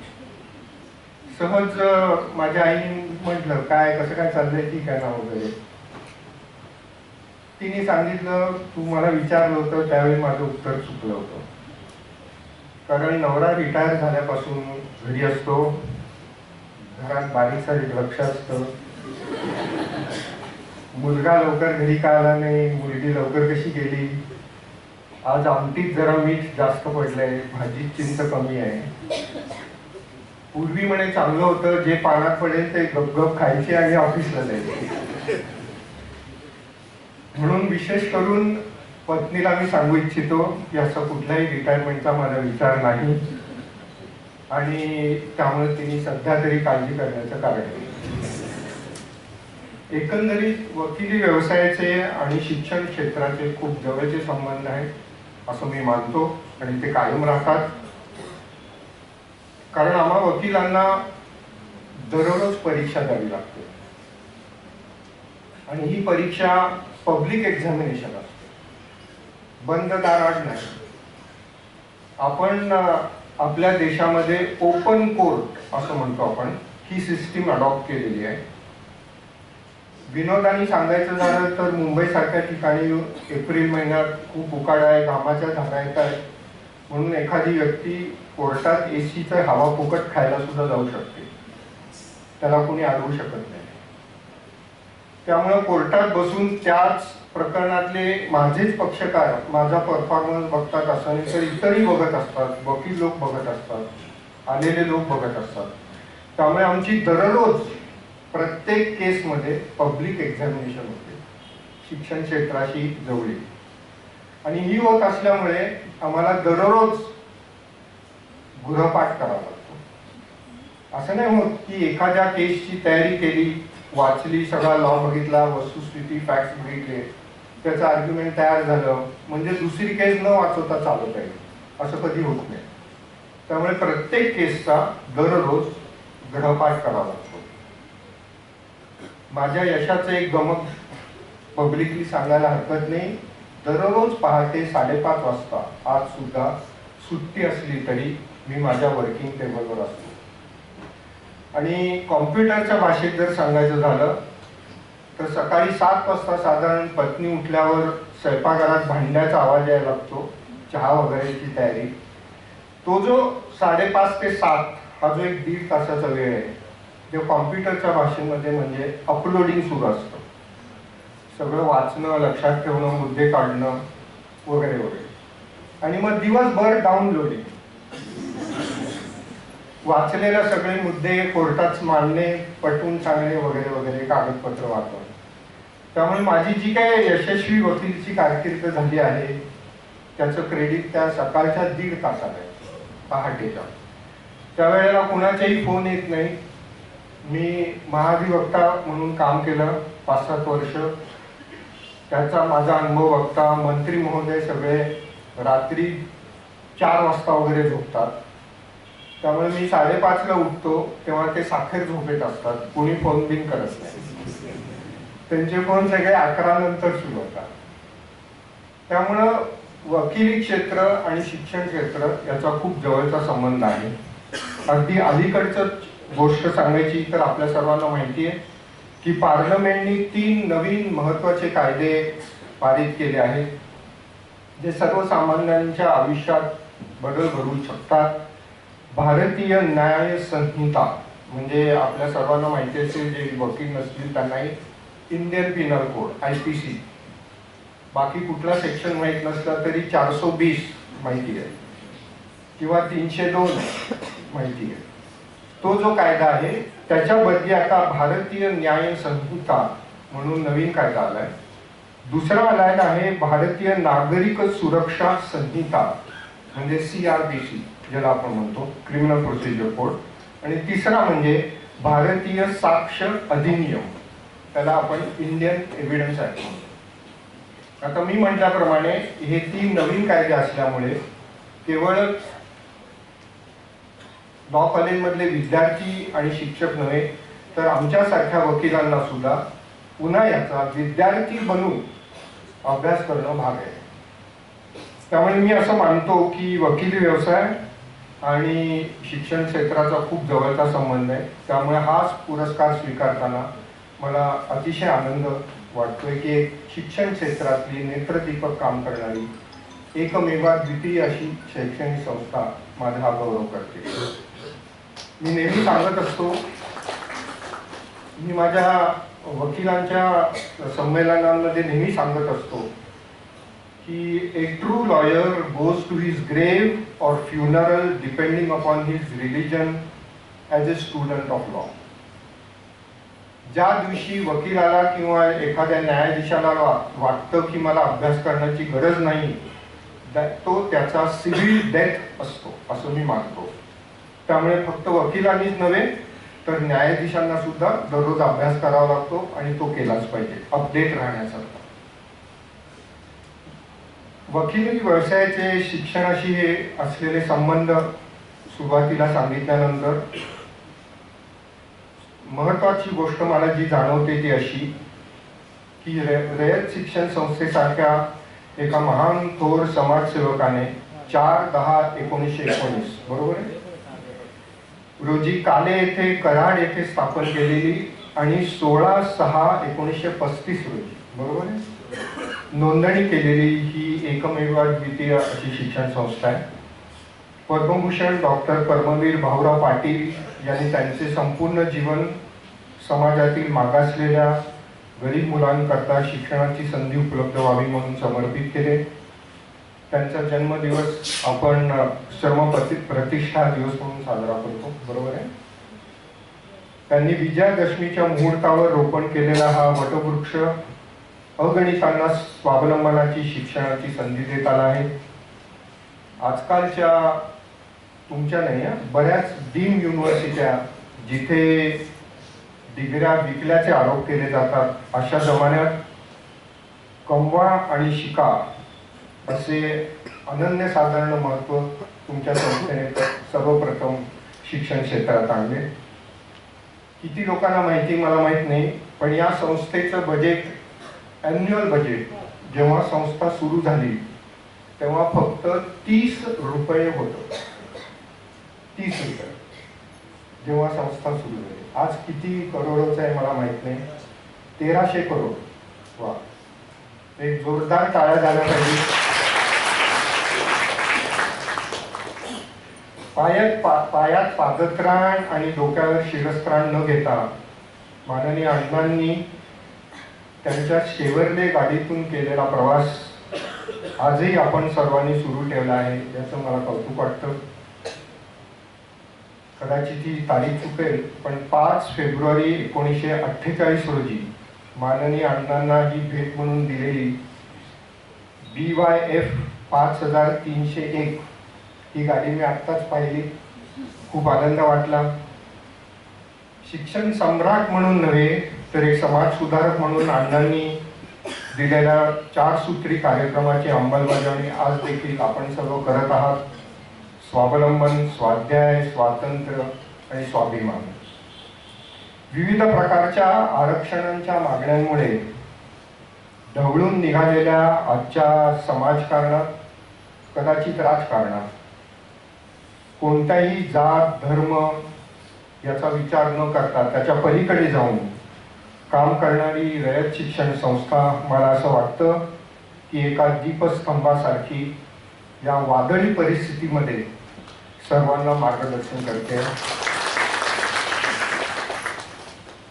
रयत माऊली सौभाग्यवती लक्ष्मीबाई भाऊराव पाटील आदाक्का यांनी केलेले आत्मसमर्पण जपण्याचे काम आपली संस्था सदैव करत राहील अशी मी आशा व्यक्त करतो आणि खात्रीही देतो. या पुरस्काराच्या निमित्ताने इस्माईल साहेब मुल्ला यांच्या जीवन कार्याचा आढावा घेण्याची मोठी संधी मला मिळाली. त्यांच्या सुवराक्षरांनी लिहून ठेवल्यासारख्या कालखंडाशिवाय रयत शिक्षण संस्थेचा इतिहास पूर्ण होऊ शकत नाही. अतिशय प्रतिकूल परिस्थितीत आयुष्याची सुरुवात केलेल्या मुल्ला साहेबांनी अपार कष्टाने आणि असामान्य बुद्धिमत्तेने पुन्हा एकदा सिद्ध करून दाखवले की वकिली व्यवसाय करण्याकरता अनेक गोष्टींची गरज नसते. हा विषय आपण लॉ कॉलेजमध्ये नंतर डिटेल बोलू पण उदाहरणार्थ म्हणून काही गोष्टी सांगतो. सधन कुटुंबात तुमचा जन्म झाला पाहिजे का? अजिबात गरज नाही. सधन कुटुंबात न जन्म झालेले अनेक व्यक्ती खूप मोठे वकील न्यायाधीश झाले. 2 उदाहरणं मी सांगेनच आपल्याला. दुसरं म्हणजे कायद्याची भाषा ही इंग्रजी आहे. त्यामुळे ज्यांचं मराठी भाषेत शिक्षण झालं आहे त्यांची वकिली चालेल का नाही पुढे अशी एक शंका निर्माण होते. त्या सर्वांना मी अभिमानाने सांगतो माझं पूर्ण शिक्षण मराठी माध्यमात झालेलं आहे. आत्ताच माझी ओळख करून देताना सांगितलं की माझे वडील वकील होते, आजोबा वकील होते. खरं सांगू वकिली घराण्यात जन्म झाल्याने फायद्यापेक्षा थोडाफार तोटा होतो. कारण सांगतो मी त्याचं. मी नवीन वकील व्यवसाय सुरू केला, अजून 8-10 दिवस सुद्धा झाले नव्हते, 2-4 युक्तिवाद केले असतील. कोर्टाच्या बार रूम मध्ये चर्चा सुरू झाली. कुंभकर्णी वकिलांचा मुलगा ना, वडील कुठे, आजोबा कुठे, मुलगा कुठे. काय होतं की लगेच तुमची कंपॅरिझन सुरू होते. लोक हे विसरतात की वडिलांनी 40 वर्ष प्रॅक्टिस केली आहे, मी अजून 40 दिवस सुद्धा केलेली नाही, पण ते कंपॅरिझन सुरू होते. त्यामुळं वकिली घराण्यात, व्यवसाय असलेल्या घराण्यात जन्म झाल्याने वकिली चांगली चालते असं नाही. फायदा निश्चित आहे की संधी मिळते लवकर, परंतु शेवटी ती संधी, त्या संधीचं सोनं करायचं का मातेरं हे प्रत्येकावर अवलंबून आहे. संधी फक्त मिळते हे कबूल आहे. वकिली व्यवसायात यशस्वी होण्याकरता वकिली घराण्यात जन्म झाला असण्याचं कारण आहे. अनेक असे वकील आहेत ज्यांची मुलं मुली आज ब्रीफलेस आहेत, एकही काम त्यांच्याकडे नाही. त्यांची मी नावं इथं घेऊ शकतो, फक्त मुल्ला साहेबांना माझ्या विरुद्धच्या बदनामीच्या खटल्यामध्ये ब्रीफ स्वीकारावं लागेल. त्यामुळे अशी नावं घेत नाही, पण असे विश्वास ठेवा, असे अनेक वकील आहेत दिग्गज आणि त्यांचे न्यायाधीश पण आहेत, पण त्यांची मुलं मुली टोटल फेल गेलेत या प्रोफेशनमध्ये. त्यामुळे त्याचीही गरज नाही. मुल्ला साहेबांनी आपल्या कर्तृत्वाने सिद्ध केलंय की प्रामाणिकपणे अपार कष्ट करून जर तुम्ही वकिली व्यवसाय केला तर नक्कीच तुम्ही त्यात यशस्वी होता. याचा नवीन विद्यार्थ्यांनी आणि वकिलांनी जरूर सिरियसली विचार करावा. मी म्हटल्याप्रमाणे 1-2 उदाहरणं देतो. आपल्याकडे एक C.J. सावंत म्हणून ॲडव्होकेट जनरल होते माझ्या हाती बरेच वर्ष पूर्वी. ते त्यांच्या लहानपणी केवळ जेवायला मिळावं म्हणून 7 मैल रोज चालत जायचे.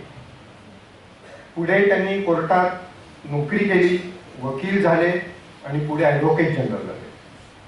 दुसरं उदाहरण सांगतो, नाव घेत नाही, न्यायाधीश आहेत म्हणून. ते एका सॉलिसिटर फर्म मध्ये कारकुनाचं काम करायचं. काम काय होतं तर ब्रीफ पुस्तकं घेऊन कोर्टात जाणे ऑफिसमधून, आणि आमच्यासारख्या सिनियर वकिलांना युक्तिवाद करताना हाताखालून पुस्तक द्यायचं, कागद द्यायचं, हे त्यांचं काम. त्यांनी पुढे वकील झाले, ते वकिली व्यवसायात यशस्वी झाले, उच्च न्यायालयाचे न्यायाधीश झाले, सरन्यायाधीश झाले, सर्वोच्च न्यायालयाचे न्यायाधीश झाले आणि सर्वोच्च न्यायालयाचे मुख्य न्यायाधीश म्हणून रिटायर झाले. म्हणजे सॉलिसिटर फर्म मध्ये कारकुनाची नोकरी करणारा माणूस देशाचा सरन्यायाधीश म्हणून निवृत्त होऊ शकतो. एवढा हा वकिली व्यवसाय उत्तम आहे. फक्त तुम्ही प्रामाणिकपणे अपार कष्ट करणं गरजेचं आहे. इथं या प्रसंगी उपस्थित असलेल्या 4 व्यक्तींचा उल्लेख केल्याशिवाय मी खाली बसणं शक्य नाही, आणि ते गरज आहे. त्यांच्याबद्दल मी ऋण व्यक्त करू इच्छितो आणि सदैव ऋणी राहीन. आजच्या समारंभाचे अध्यक्ष माननीय नामदार श्री दिलीप वळसे पाटील यांचे माझे अनेक वर्षापासून जवळकीचे वैचारिक, महत्वाचे वैचारिक दृढ संबंध आहेत. ते स्वतः लॉ ग्रॅज्युएट आहेत आणि त्यामुळे त्यांना कायद्याची खूप चांगली जाण आहे. आमची अनेक कायद्याबद्दलच्या तरतुदींविषयी अनेक चर्चासत्र झालेली आहे आणि त्याचा मला कोर्टात युक्तिवाद करताना खूप फायदा झाला आहे. बोलता बोलता ते एकदमच आश्चर्यकारक असा कायद्याचा काहीतरी अर्थ सांगतात. अरे बापरे, असं वाटतं, असाही अर्थ होऊ शकतो. कोर्टामध्ये विरुद्ध वकील नेमकं तोच अर्थ सांगतो. पण यांनी आधीच सांगितलेला पेपर फोडलेला असतो ना हे प्रश्न, त्यामुळे माझी आधी तयारी झालेली असते. अशा अनेक प्रसंग आहेत. आमच्या चर्चेची सुरुवात बहुतांशी वेळा we agree to respectfully disagree with each other अशीच होते, आणि त्यामुळे विचार मंथन चांगलं होऊन त्यातून अमृत लोणी निघतं विचारांचं, आणि त्याचा खूप फायदा झाला. मागील 25 वर्षापासून आम्ही एकत्र काम करतो आहोत. अनेक गुंतागुंतीची प्रकरणं त्यांनी माझ्याकडे सोपवली आणि त्यात मला नेत्रदीपक असा युक्तिवाद करण्याची संधी मिळाली. काय होतं, आयुष्यात तुम्ही कुठल्याही क्षेत्रात काम करा, कितीही तुम्ही चांगले असा, पण तुम्हाला संधी मिळाल्याशिवाय पुढे जाता येत नाही. ती संधी त्यांनी मला दिली. मी त्यांचा सदैव ऋणी आहे. एकदा त्यांच्या माझ्यासाठी जोरदार टाळ्या वाजल्या. आता ज्यांच्या शुभास्ते मला पुरस्कार प्रदान केलेला आहे, माननीय नामदार चंद्रकांत दादा पाटील यांचा परिचय त्या मानाने, दिलीप वळसे पाटलांच्या मानाने माझा अलीकडचा आहे, म्हणजे 10 वर्षाचा आहे. केवळ राजकीयच नव्हे तर सामाजिक दृष्टीने महत्वाची असलेली अनेक प्रकरणे आम्ही एकत्रितपणे हाताळलेली आहेत. कायद्याचे फॉर्मल त्यांना जरी एज्युकेशन नसलं किंवा ज्याला आपण तांत्रिक शिक्षण नसलं, तरी त्यांना समाजकारणाची प्रचंड मोठी जाण आहे. शेवटी लॉ म्हणजे काय? Law is logic and it is based on common sense. But mind well it is very uncommon. आणि ही अनकॉमन गोष्ट चंद्रकांत दादांकडे अबंडन्स मध्ये आहे. अपार कष्ट करून, तळागाळातून वर्षानुवर्ष काम करून ते आज इथपर्यंत पोहोचले आहेत. त्यामुळे कायद्याच्या एखाद्या कलमाचा अमुक एक अर्थ लागला तर त्याचा सामान्य जनमानसावर काय परिणाम होऊ शकतो ते मला चुटकीसरशी सांगायचे. की वकील साहेब, जर तुम्ही असं आर्ग्यू केलं किंवा ह्या कायद्याचा असा अर्थ लावला तर त्याचे अशी परिणाम होतील. हे अपेक्षित आहे का नाही हे आपण ठरवू, पण परिणाम असे होते, एका सेकंदात ते सांगू शकतो. हा त्यांचा खूप मोठा गुण आहे आणि त्याचा मला माझ्या यशस्वी वकिली कारकिर्दीत खूप उपयोग झाला. त्यांच्या सहकार्यामुळेच माझी महाधिवक्ता पदाची कारकीर्द मी यशस्वीपणे राबवू शकलो असं म्हटलं तर ते गैर होणार नाही. इथून पुढेही ते असेच मला सहकार्य करत राहतील आणि मीही त्यांना करत राहीन असं आश्वासन देतो. आता आजच्या कार्यक्रमात उपस्थित असलेली तिसरी व्यक्ती म्हणजे आपले चेअरमन माननीय श्री चंद्रकांत दळवी साहेब. आता त्यांचा साहेब हा उल्लेख, ते चेअरमन आहेत, आज व्यासपीठावर बसलेत म्हणून मी करतोय असा गैरसमज नको. कारण मी सुरुवातीपासूनच त्यांना दळवी साहेब असंच ऑटोमॅटिकली माझ्या समजून जातं. कारण त्यांनी सांगितल्याप्रमाणे मी त्यांच्या समोर वकील म्हणून युक्तिवाद केलेले आहेत. 92 साली मी वकिली सुरू केली, तेव्हा ते सब डिव्हिजनल ऑफिसर म्हणून होते.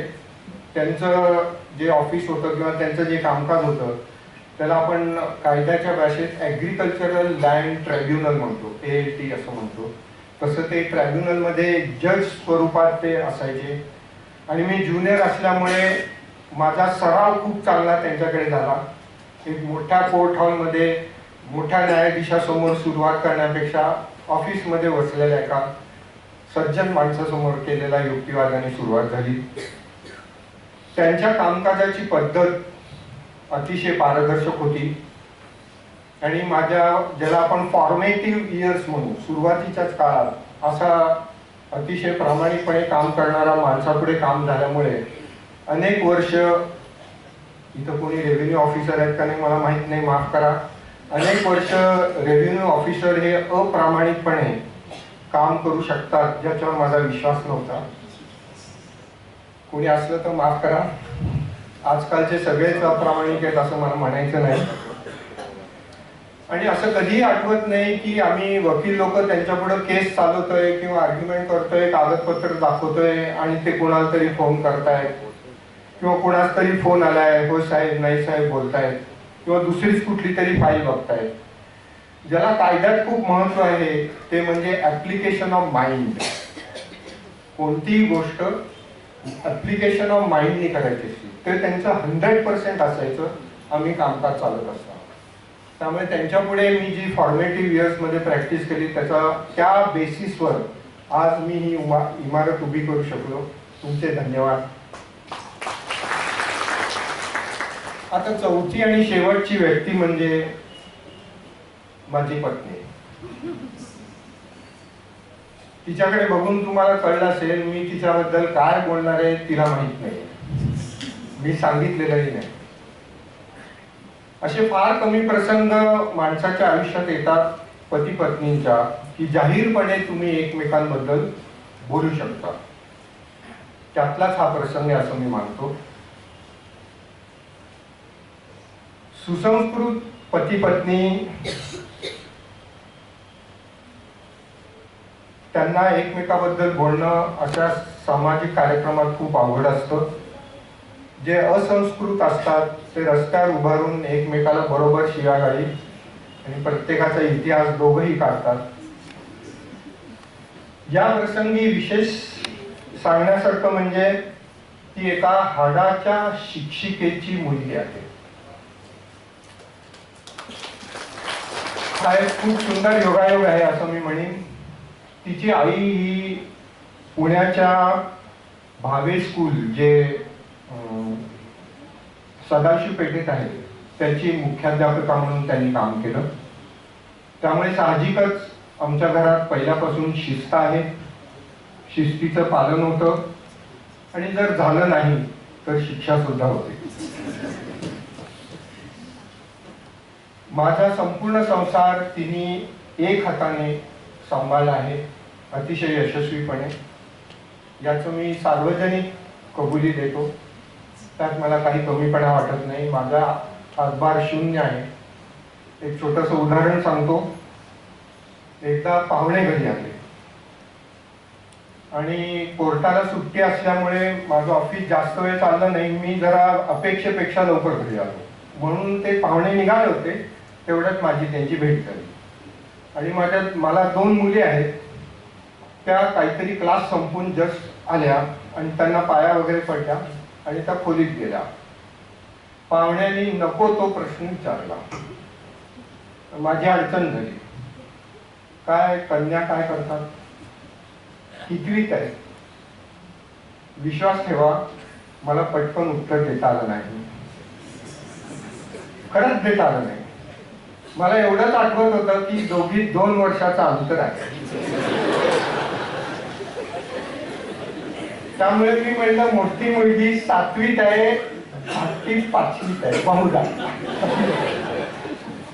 ही अतिशयोक्ती नाही, ही वस्तुस्थिती आहे. योगायोगाने सांगायला आनंद वाटतो. कालच आमच्या लग्नाचा वाढदिवस होता.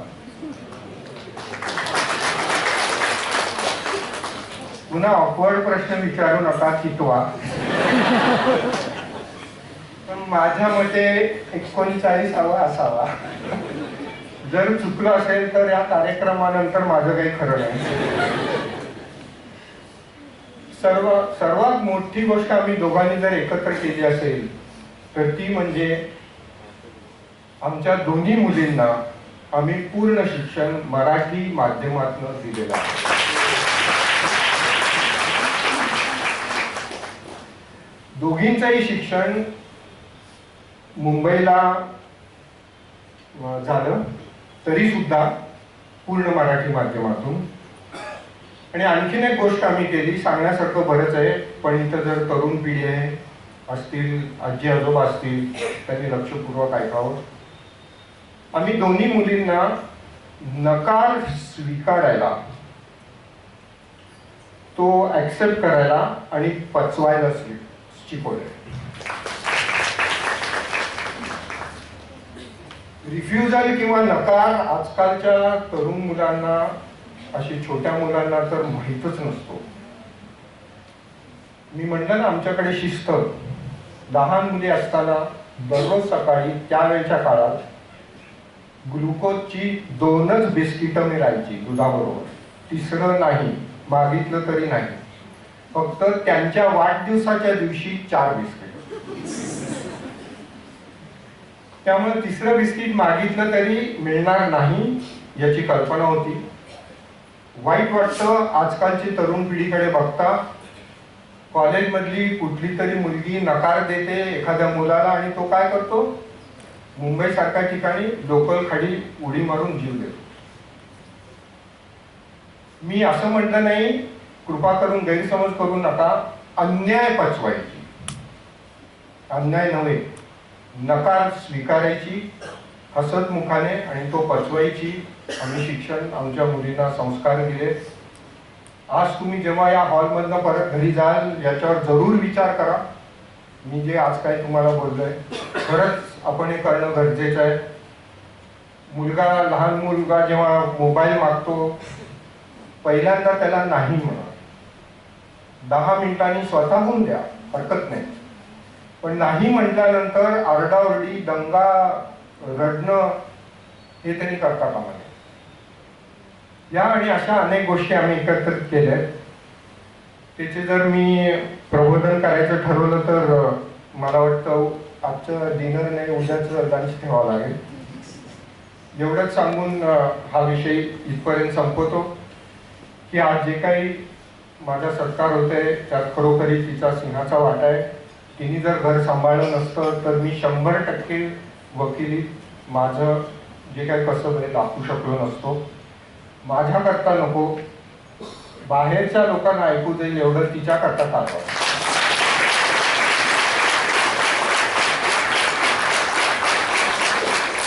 मी मानतो माझ्यात जे काही गुण किंवा मी जे काही कर्तृत्व दाखवलं असं आपल्या सर्वांना वाटतं, त्या गुणांचा हा सत्कार आहे असं मी मानतो. ते गुण जर खरोखरी माझ्यात असतील तर त्यांचे मी जरूर जपणूक करीन, संवर्धन करीन, वाढवीन आणि नसतीलच दुर्दैवानी तर त्याचं जरूर आत्मसात करीन. मी मगाशी म्हटल्याप्रमाणे प्रत्येकाला आयुष्यात यशस्वी होण्याकरता संधीची गरज असते. मी वकील म्हणून व्यवसाय करत असताना खूप जणांनी मला अनेक संधी दिल्या. सर्वात पहिली संधी राजकारणाशी आणि हे मनात बाळगलं पाहिजे की कधी ना कधीतरी आपल्याला खाली उतरायचं आहे. वेळीच मानाने, सन्मानाने, ग्रेसफुल खाली उतरावं. कुणीतरी पाय ओढून पाय उतार करण्याची वेळ येऊ नये. जर अशी वेळ आली तर इंग्रजीत खूप चांगला शब्द आहे डाऊनफॉल. तो फॉल हा शब्द खूप महत्वाचा आहे. फॉल म्हणजे पडणे.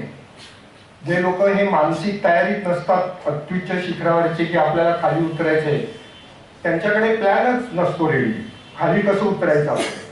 मग ते धडपडतात, पडतात, ठेचकाळतात, त्याला म्हणतात फॉल. म्हणून जेव्हा माणसाचा डाऊनफॉल सुरू झाला आहे असं जेव्हा आपण पब्लिकली म्हणतो याचा अर्थ त्या माणसाने त्याचा डिसेंट प्लॅन केलेला नाही. केला असेल तर तो नीट एक्झिक्यूट करू शकत नाही. आज या कार्यक्रमाच्या निमित्ताने मला असं वाटतं की I should plan my dissent and try to execute gracefully. याची कायदेशीर सल्लागार म्हणून संस्थेचं काम करतात. मी त्यांना धन्यवाद देतो. आज या समारंभामध्ये महाराष्ट्रातील एक ज्येष्ठ विधिज्ञ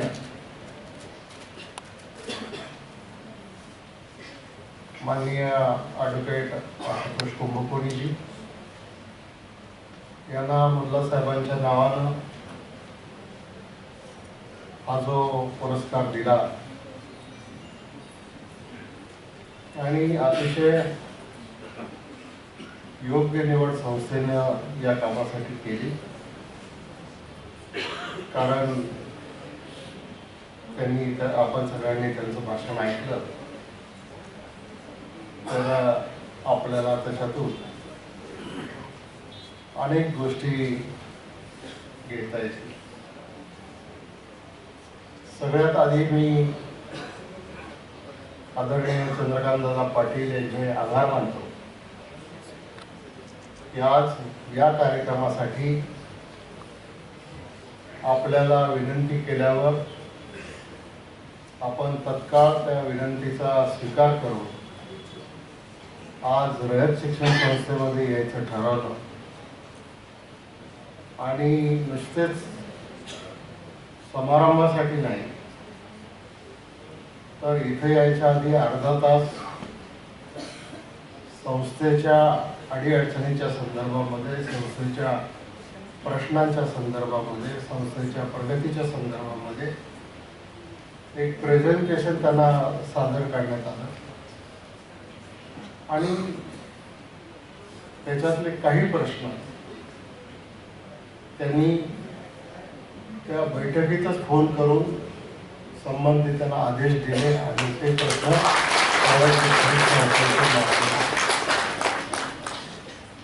शेवटी विचारामध्ये स्पष्टता असली. गांधींनी एवढं मोठं काम केलं, आज आम्हाला संधी मिळाली, आम्ही त्याच्यामध्ये काम करतो आणि मग ते सगळ्या समाजासाठी त्या ठिकाणी ते काम केलं गेलं पाहिजे. आणि म्हणून दादा तुमचे आभार. तुमच्याबद्दल फार परिचय करून द्यायची गरज नाही, पण तुम्ही सुद्धा अतिशय खडतर जीवन जगलेला आहात. अतिशय तरुण वयात तुम्ही घरातून बाहेर पडलात, संघ प्रचारक म्हणून अनेक ठिकाणी नेमणूक झाली, फिरला, सगळा अनुभव घेतला, वेगवेगळ्या राज्यात काम केलं आणि आता राज्याच्या मंत्रिमंडळामध्ये एक मनापासून काम करणारा मंत्री म्हणून दादांचा परिचय महाराष्ट्राला आहे आणि माझ्यावर विशेषतः जास्त लोक आहे.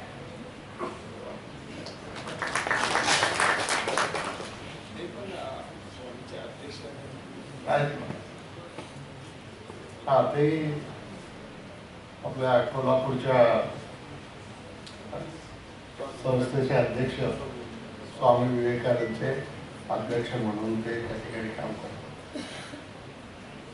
तर मी काही जास्त वेळ घेणार नाही, कारण मलाही चंद्रकांतदादांचंच भाषण ऐकायचं आहे. म्हणून मी सांगितलं की मी जरी अध्यक्ष असलो तरी मी आधी बोलतो, तुम्ही नंतर बोला म्हणून. आता ॲडव्होकेट कुंभकोणी साहेब यांचा माझा परिचय हा 99-2000च्या आसपास झाला आणि त्यावेळेला मी राज्याचा उच्च आणि तंत्र शिक्षण मंत्री आणि मेडिकल एज्युकेशन विभागाचा मंत्री होतो आणि महाराष्ट्रामध्ये प्रवेश प्रक्रिया राबवणं हा एक मोठा इश्यू. कोण ना कोणतरी एखादा व्यक्ती किंवा एखादा स्टुडंट कोर्टात गेला की सगळी राज्याची प्रवेश थांबून जायची त्या ठिकाणी. आणि मग अशा वेळेला मला आधार होता फक्त तो कुंभकोणी साहेब. सचिव तर होतेच पद्धतीला, परंतु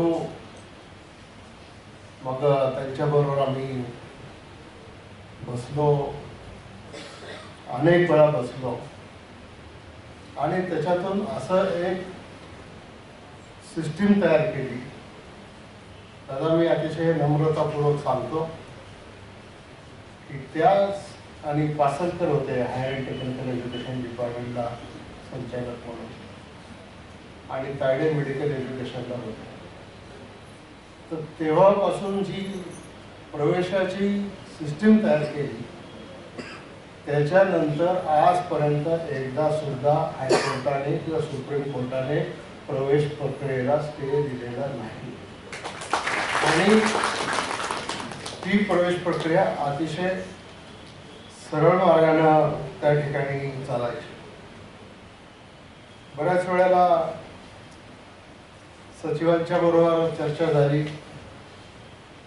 की सचिवांचं मत वेगळं यायचं, माझं मत वेगळं यायचं.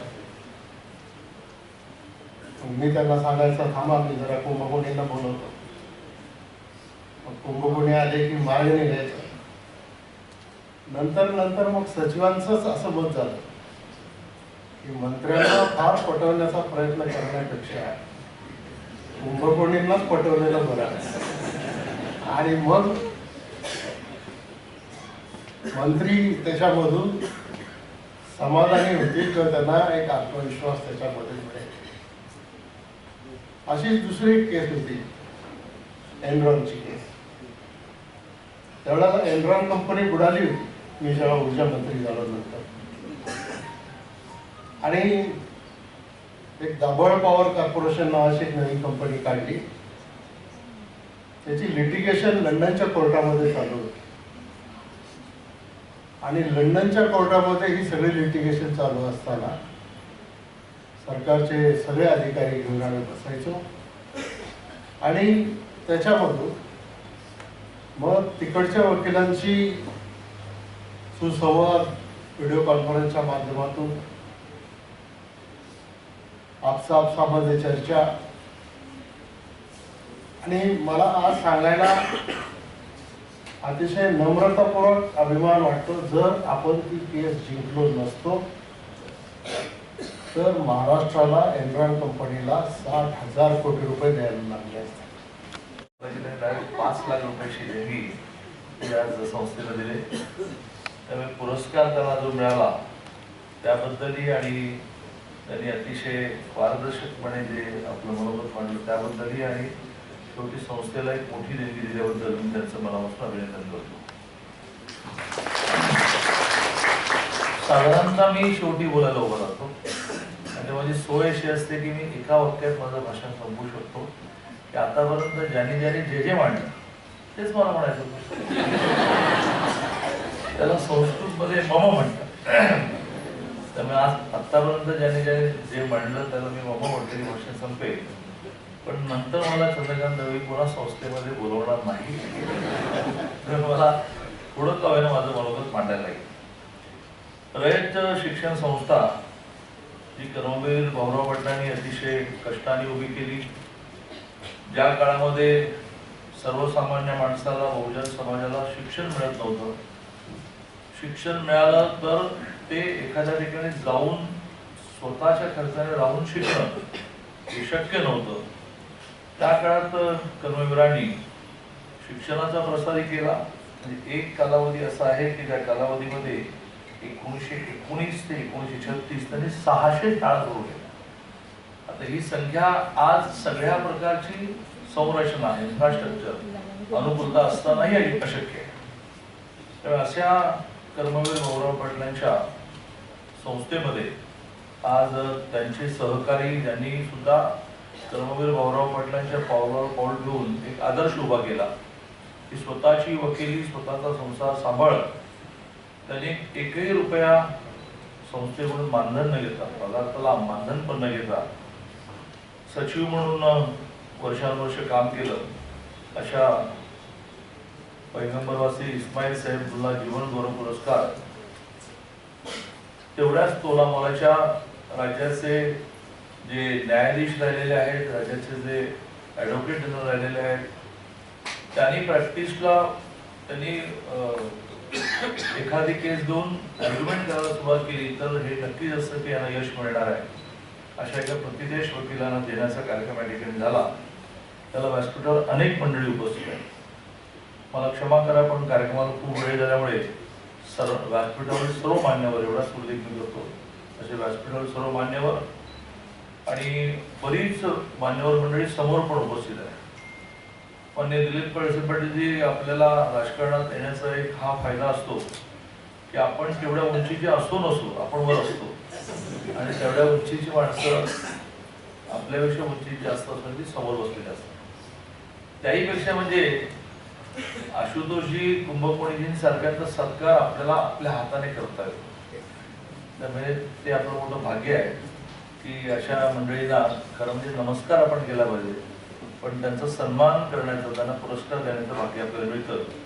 राजकारणात येऊन बाकी काय मिळेल की नाही माहिती नाही, परंतु ही संधी हा योग आपल्याला खूप मिळतो. आणि व्यासपीठावर सर्व मान्यवर आणि या कार्यक्रमाला उपस्थित बंधू आणि भगिनी, मला असं वाटतं की आपल्यापैकी कोणालाच कर्मवीर भाऊराव पाटलांनी काय केलं, रयत शिक्षण संस्था कशी उभी राहिली याची माहिती नाही आणि त्यामुळे मी दिली पाहिजे असं नाही.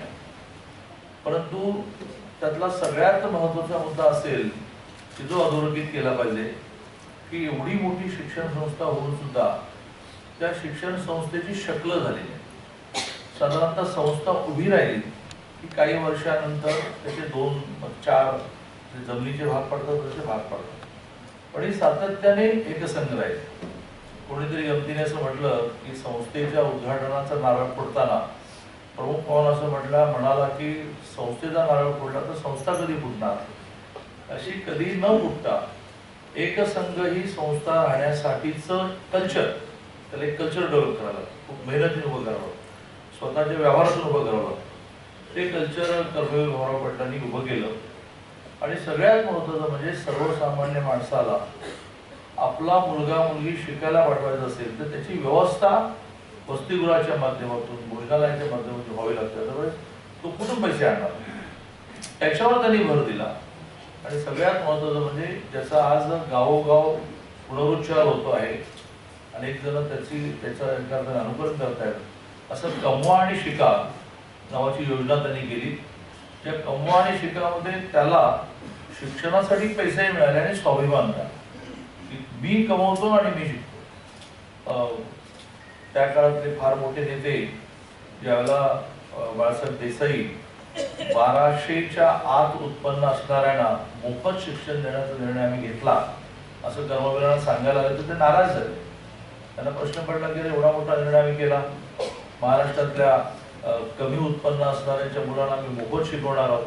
कर्मवीर म्हणाले की अशा प्रकारे फुकट शिक्षण देऊन तुम्ही त्यांना आळशी करता, तुम्ही त्यांना काही ना काही हाताला काम द्या, ते काम देण्यातून त्यांना मोठं होऊ द्या. अशा प्रकारचा स्वाभिमान शिकवण्याचं कल्चर हे त्यांनी संस्थेमध्ये उभं केल्यामुळेच आज इतक्या मोठ्या प्रमाणात संस्था उभी राहिली, त्याची आकडेवारी सुद्धा ही आपल्या सगळ्यांना आश्चर्यचकित करणारी आहे.